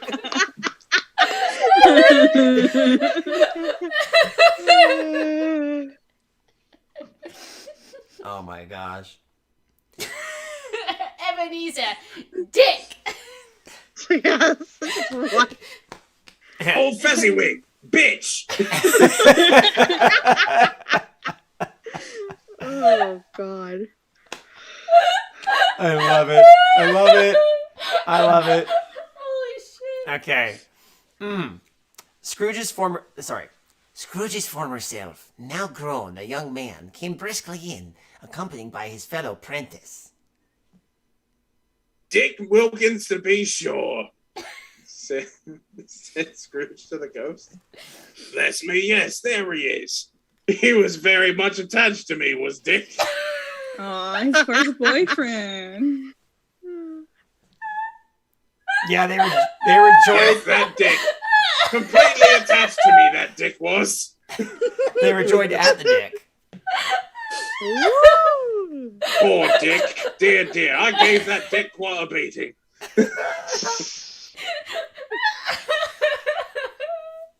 Yo ho, my boys, said Fezziwig. No more work. At this point, the ghost is, What? We gotta wait. and at this point, the ghost is just like, I'm still fucking here, dude. Do we wait for Kayla to return? I mean, I suppose. Oh, God. Are goodness. you okay? My face is so red right now. We haven't even been drinking. Just tea.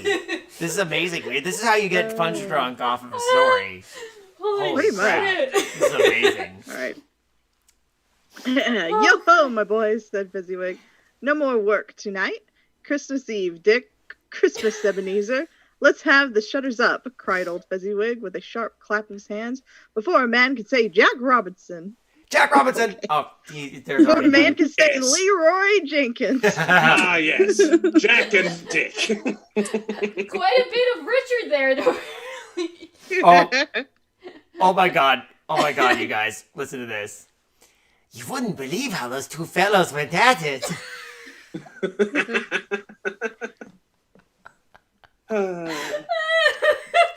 Well, They charge into the street with the shutters. 1, 2, 3. had 'em up in their places, 4, 5, 6, barred 'em and pinned 'em, 7, 8, 9, and came back before you could have got to 12, panting like racehorses. What the hell? That was the quickest lay they ever had. Wow. Hilly ho! Cried old Fezziwig, skipping down from the high desk with wonderful agility. Clear away, my lads, and let's have lots of room here. Hilly ho, Dick. Cheery up, Ebenezer. Clear away? There was nothing they wouldn't have cleared away, or couldn't have cleared away, with old Fezziwig looking on. It was done in a minute. Every movable was packed off, as if it were dismissed from public life for evermore. The floor was swept and watered, the lamps were trimmed, fuel was heaped upon the fire, and the warehouse was as snug and warm and dry and bright as a ballroom. And bright a ballroom as you would desire to see upon a winter's night. Okay. It was a lot easier to do this in the earlier parts. Was that? I'm glad Creative Horror showed us the true version. I'm glad. That's what Yeah. we do. That's what we do. You're welcome. This is a public service announcement.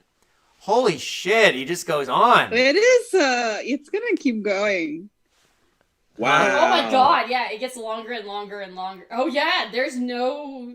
All right. There's like a few pages worth Describing this whole party. Yeah. Okay. Here I go. Alright, are you sure, honey? This is what I signed up for. Yeah, I mean, you don't have to. And then we met the pasta shade goal, so we're gonna keep going. Oh, We get any more than that, Do you want some water? I'll be okay. I'm fine. In came a fiddler with a music book, and went up to the lofty desk and made an orchestra of it, and tuned like 50 stomach. And tuned like 50. It feels like they want to be like tuned like 50 stomach aches. In came Mrs. Fezziwig, one vast substantial smile. In came the 3 Miss Fezziwigs, beaming and lovable. In came the 6 young followers whose hearts they broke. In came all the young men and women employed in the business. In came the housemaid with her cousin, the baker. Who In gives a came the shit? cook with her brother's particular friend, What? the milkman.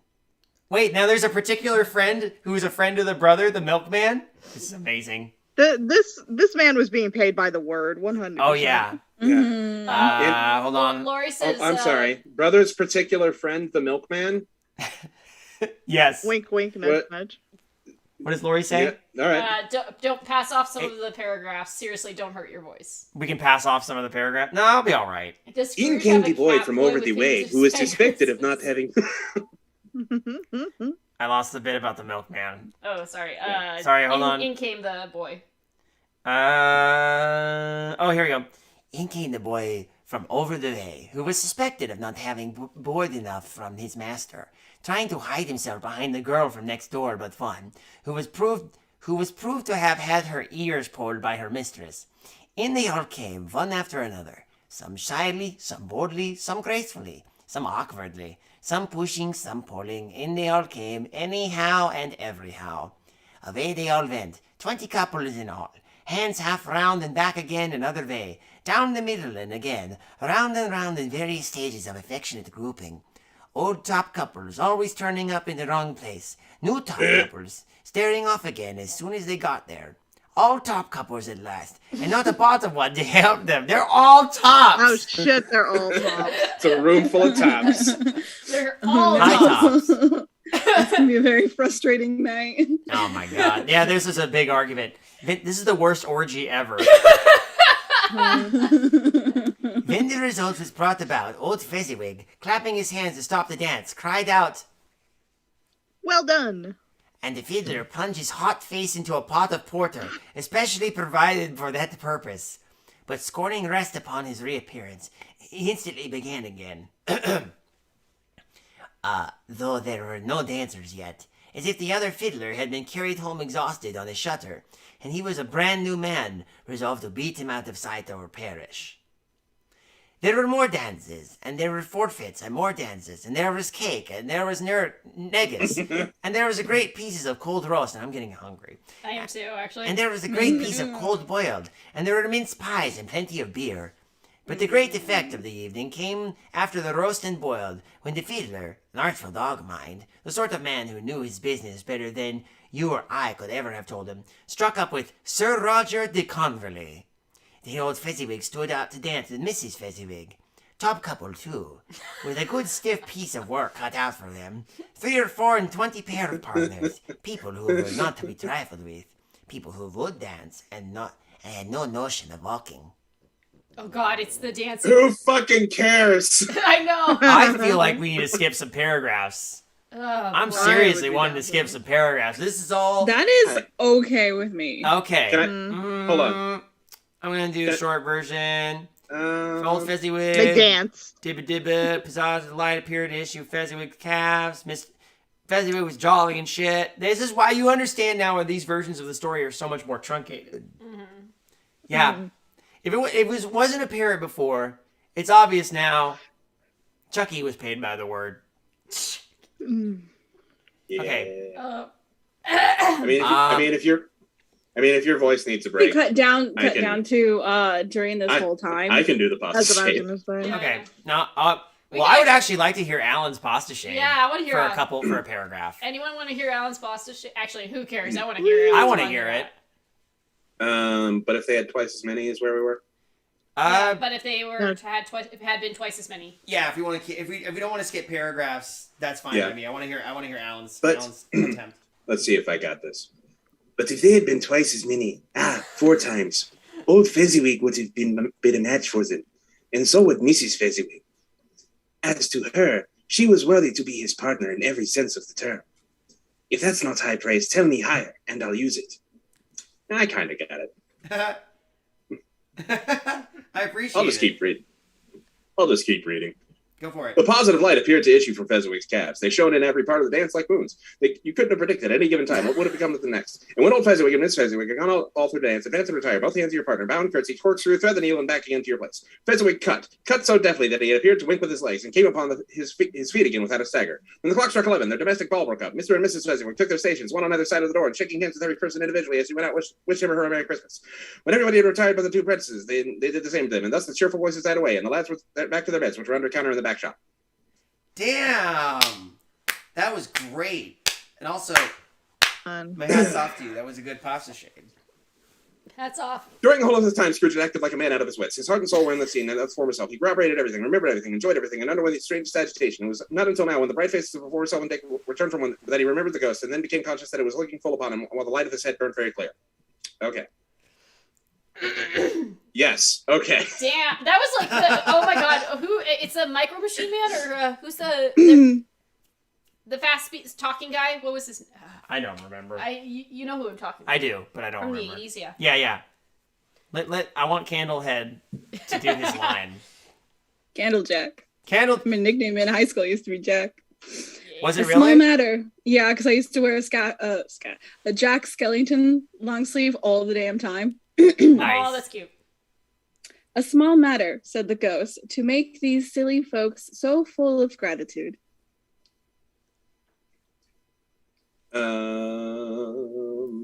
It's you. Small. Scrooge. The spirit signed to him to listen as the 2 apprentices, who were pouring out their hearts in praise of Fezziwig, and when he had done so, said, Oh, Ghost.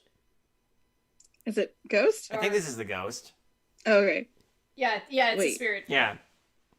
Why, is it not? He has spent but a few pounds of your mortal money, 3 or 4 perhaps. Is that so much that he deserves this praise? It isn't that, said Scrooge, heated by the remark, and speaking unconsciously like his former, not his latter self. It isn't that, spirit. He has the power to render us happy or unhappy, to make our service light or burdensome, a pleasure or a toil. Say that his power lies in words and looks, in things so slight and insignificant that it is impossible to add and count them up. What then? The happiness he gives is quite as great as if it cost a fortune. He felt the spirit's glance and stopped. What is the matter? Asked the ghost. Nothing.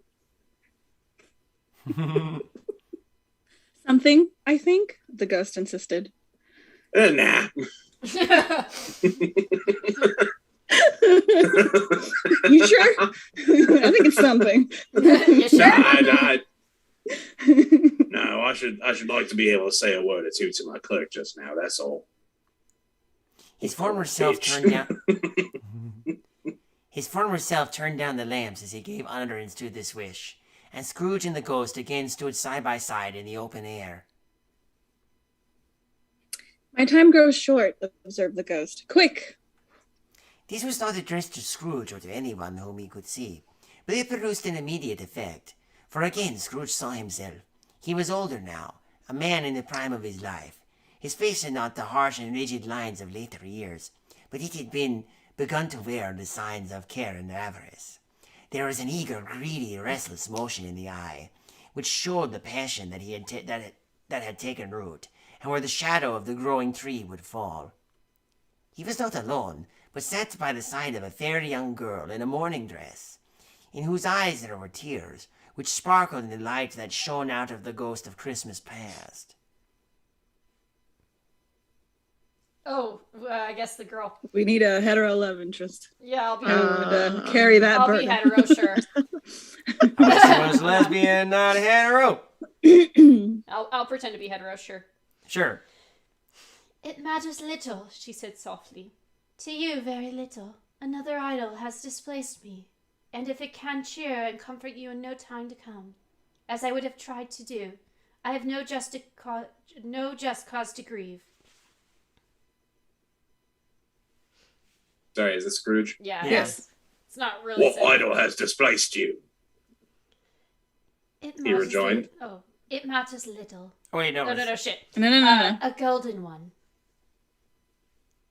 This is the even-handed dealing of the world, he said. There is nothing on which it is so hard as poverty, and there is nothing it professes to condemn with such severity as the pursuit of wealth. You fear the world too much, she answered gently. All your other hopes have merged into the hope of being beyond the chance of its sordid reproach. I have seen your nobler aspirations fall off one by one, until the master passion gain engrosses you, have I not? What then? He retorted. Even if I have grown so much wiser, what then? I am not changed towards you. She shook her head. Am I? Our contract is an old one. Oh, It was made when we were both poor and content to that be would have so. been... No, sorry. It's the opposite way around. He says, am I? Okay. Am I? Our contract is an old one. It was made when we were both poor and content to be so, until in good season we could improve our worldly fortune by our patient industry. You are changed. When it was made, you were another man. Yes, you're right. The problem is another man. Yeah. Partner now. His name's Marley. I was seeing this bloke named Marley on the side. No, I think this is when he was still dating Dick. Yeah. I was a boy, he said impatiently. Your own feeling tells you that you are not what you are, she returned. I am. That which promised happiness when we were one in heart is fraught with misery now that we are two. How often and how keenly I have thought of this, I will not say. It is enough that I have thought of it and can release you.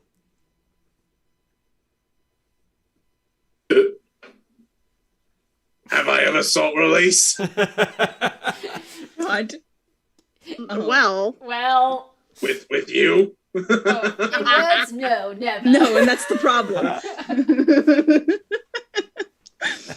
In what then? In a changed nature, in an altered spirit, in another atmosphere of life, another hope as its great end. I feel like she's just saying bullshit right now. I really... Charles Dickens' ghost jumped into her body. So I mean, no one's good at breaking up. Yeah, it's real. In everything that made my love of any worth of value in your sight. If this had been between us, said the girl, looking mildly but with steadiness upon him, tell me, would you seek me out and try to win me now? Ah, no. He seemed to yield to the justice of this supposition, in spite of himself, but he said, with a struggle, You think not? I would gladly think otherwise if I could, she answered. Heaven knows. It's just Charles Dickens. This is why people try to cut Belle in half. Now I see why Belle's lines are so short and everything else. gonna say I find it really interesting that they completely cut like them like chatting and bonding moment that they have in like the Alistair version. So Oh yeah, that's right. Mm-hmm.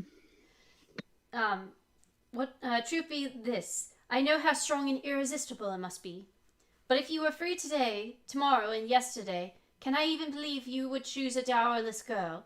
You, who in your very confidence with her, weigh everything by gain, or choosing her, if for a moment you are false enough to your one guiding principle to do so. Do I not know that your repentance and regret will surely follow? I do, and I release you, with a full heart, for the love of him you once were. He was about to speak, but with her hand turned from him, she resumed. Or with her head turned from him, she resumed. You may, the memory of what... Oh. No, Wait. Yeah, it's still her. It's still her? Okay. I know. This is not... Sorry, what, Alan? I was making the joke. He was about to speak, but with her head turned from him, she resumed. Okay, you're talking again, I guess. Yes.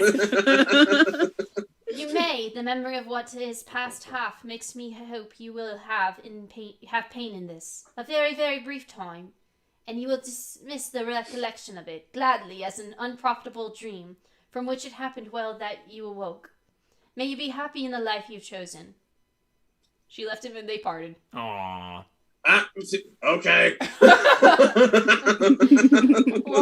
Back think to Charles Tinder. and his editor were both drunk and said, yes, this is good. Everyone will love this for years. Spirit, said Scrooge. Show me no more. Conduct me home. Do you delight to torture me? A little bit. It's, it passes the time. One shadow more, exclaimed the ghost. No more, cried Scrooge. No more. I don't wish to see it. Show me no more. Don't show me Shadow. I don't want to see Shadow. He has a small dick. It's the size of this walnut, except even smaller. And guess what? Here's what my dong looks like. Sorry. Okay, But the relentless ghost pinioned him in both his arms and forced him to observe what happened next. You're gonna fucking look at this. You're gonna see. Oh, there's a long... Oh, what the fuck is... I don't remember this part. Usually they end and go back to the present. You want me to take this again? No, I got it. Here. Okay. I'm gonna power through it. And for this, I'm going to briefly abandon the shade. Sorry. They were in another scene and place, a room not very large or handsome, but full of comfort. Near to the winter fire sat a beautiful young girl, so like that last that Scrooge believed it was the same, until he saw her, now a comely matron, sitting opposite her daughter. I want to see if I can do it fast, because I used to be able to talk really fast. Okay. The noise in this room was perfectly tumultuous, for there were more children there than Scrooge in his agitated state of mind could count, and unlike the celebrated herd in the poem, there were not 40 children conducting themselves like one, but every child was conducting itself like 40. The consequences were uproarious beyond belief, but no one seemed to care. On the contrary, the mother and daughter laughed heartily and enjoyed it very much, and the latter soon beginning to mingle in the sports and got pillaged by the young brigands most ruthlessly. What would I have not... That's very good. I could take over. I can. Or you want to get going? Go ahead. What would I have not given? This word gets confusing. Yeah. What would I have not given to be one of them? Wait. It's Is this Scrooge now? I don't know. I think this is the narrator just being a character again. Okay, you go ahead. What would I not have given to be one of them? Though I never could have been so rude. No. I wouldn't, even though I've been lurking beside you this whole time. Though I never could have been so rude. No. I wouldn't for all the wealth of all the world have crushed that braided hair and torn it down, and for the precious little shoe, I wouldn't have plucked it off. God bless my soul to save my life. What the fuck am I talking about? As to measuring her waist in sport as they did, old young brood, I couldn't have done it. I should have expected my arm to have grown round it for a punishment and never come straight again. And yet I should have dearly liked, I own, to have touched her lips, to have questioned her that she might have opened them. What's happening? I have no idea. To have looked upon the lashes of her downcast eyes and never raised a blush. To have let loose waves of hair, an inch of which would be a keepsake beyond price. In short, I should have liked, I do confess, to have had the lightest license of a child, and yet have been a man enough to know the value. What the fuck? hell? What is this? This is all useless. Hi, Vlad. We are almost done with the second stave. And I think this might be where we have to call it, to be honest. Yeah. Yeah, I'm starting to feel like I'm burning a candle at both ends. Yeah, Ha, get it? We're about Oh my God. we're like 2.5 pages away from the end of this second stave. Okay, I'm gonna try and bring it home. Bring it home, David. You got this. Okay. But now a knocking at the door was heard, and such a rush immediately ensued that she with laughing face and plundered dress was borne towards it in the center of a flushed and boisterous group, just in time to greet the father who had come attended by a man laden with Christmas toys and presents. Then the shouting and the struggling Santa! beyond. It's Santa! Oh my God! This is the woman who fucked Santa. Oh Yeah. shit! Belle Yes, is Mrs. Santa's Claus's gonna get the first phone name. down. There it is. Okay. Then the shouting and the struggling, the onslaught that was made made on the defenseless porter, the scaling him with chairs for ladders, to dive into his pockets, to spoil him of brown paper parcels, hold on tight to his cravat, hug him round the neck, pommel his back, and kick his legs with impressionable affection, the shouts of wonder and delight with which the development of every package was received, the terrible announcement that the baby had been taken in the act of putting a doll's frying pan into his mouth. That was more than suspected of having swallowed a fictitious turkey, glued on a wooden platter, the immense relief of finding that's a false alarm, the joy and gratitude and ecstasy. They are all indescribable alike. Hell yeah, it's indescribable. What the fuck? It is enough that by degrees, the children and their emotions got out of the parlor and by the stair at a time up on top of the house, where they went to bed and so subsided.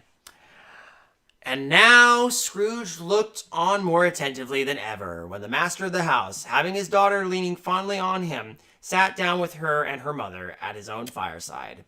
And when he thought that such another creature, quite as graceful and as full of promise, might have called him father, and been his springtime in the haggard winter of his life, his sight grew very dim indeed. Who's gonna play the husband? Oh wait, it would be Raybell. Raybell, you want to play Santa? There's Santa. Sorry, what page are we? Page 54. We're on page 54. You're Right. you're the husband Santa. Husband Santa. Okay. All right, I can play him. Okay. Belle, said the husband, turning to his wife with a smile, I saw an old friend of yours this afternoon. Who was it? Guess. How can I? Tut, I know? She added in the same breath, laughing as he laughed. Mr. Scrooge? Mr. Scrooge it was. I passed his office window, and it was not shut up, and he had a candle inside. I could scarcely help seeing him. His partner lies upon the point of death, I hear, and there he sat alone, quite alone in the world, I do believe. Spirit, said Scrooge in a broken voice. Remove me from this place. I told you these were Fucking shadows. Go. No, look at it. I told you these are shadows of Look at things them. that have been, said the ghost. That they are what they are. Do not blame me. Remove me, No. Scrooge exclaimed. I cannot bear it. It's so boring.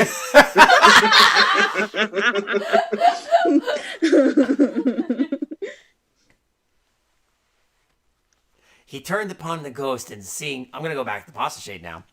He turned upon the ghost and seeing that it looked upon him with a face in which in some strange way there were fragments of all the faces it had shown him, wrestled with it. Leave me. Take me back. Haunt me no longer. In a struggle, if that can be called a struggle, in which the ghost, with no visible resistance of its own part, was undisturbed by any effort of the adversary, Scrooge observed that the light was burning high and bright, and dimly connecting that with its influence over him, he seized the extinguisher cap and by a sudden action pressed it down upon his head. Oh shit, he just murdered the fuck out of you. I was gonna say he fucking kills the ghost. What? No! The spirit dropped beneath it, so that the extinguisher covered its whole form. But though Scrooge pressed it down with all his force, he could not hide the light, which streamed from under it in an unbroken flood upon the ground.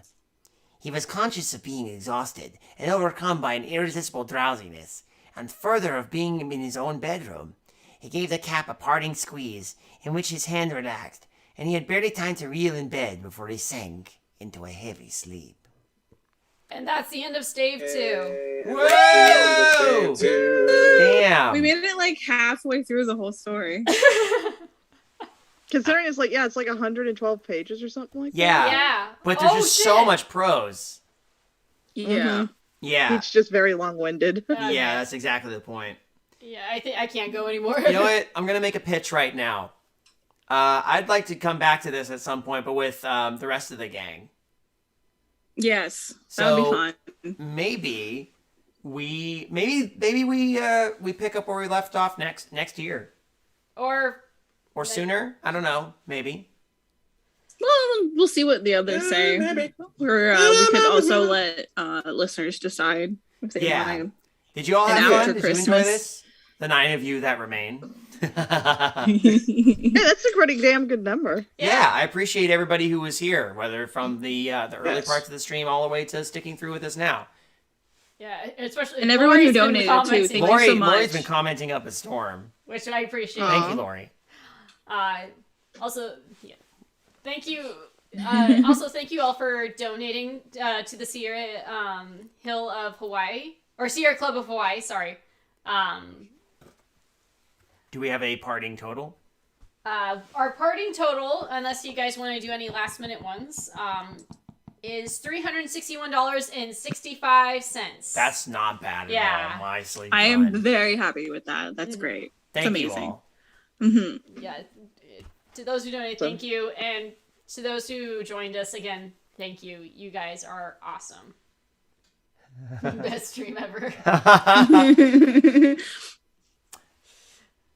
Well, I would like to thank my fellow co-hosts for being here and for helping set this up. Sade got the stream ready to go. Kayla did a big part, and Alan died. I mean, at least it probably his connection or his laptop Oh yeah, finally. Alan just kaput. my laptop just shut itself or shit itself. Oh my god. Oh, that's fine. But thankfully Hey, it happened now and it went not at in the the end, middle. yeah. That's true. no. Yeah, right at the end. That's true. Oh, Rika says, don't wait a year to finish it. Maybe Christmas in July. Oh, that's a Ooh, that's a Oh, good that would idea. be fun. Yeah. That's a really good idea. Oh shit, we'll come back like around that. to this. We'll do another stream. It'll be fun. Absolutely. Another charity stream. Mhm. I want to get I bet Abby would make a good Ghost of Christmas present. Oh yeah, that'd be fun. But yep. But I want to thank you all again for being here, my co-hosts for being amazing, and you all for your continued support of creative horror and our weird endeavors. More stuff coming in the future. Keep your eyes peeled, keep your ears open. We're gonna go enjoy our holiday. Mhm. Hopefully you all do too. I'm officially on winter break now. Yay! I still have 2 work days, but I'm getting there. Oh, soon. Yeah, no kidding. I still have to work, but not for a few days. I am working Christmas Eve. Damn. I But that's know. okay. It happens. Yeah. Not Christmas Day though. That's the main thing. Yeah.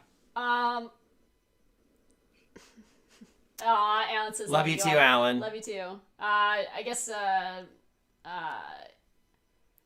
not sure how to end this. Well, I'm so bad at ending Happy things. holidays. Happy holidays. Christmas. happy holidays. I'm gonna step God awkwardly bless over here. everyone. Yeah, there you go. I was about to say it, and as Tiny Tim observed, God bless us. God bless us, everyone. Goodbye. Wait, yes. Did you stop it yet? Woo! We did. Yeah.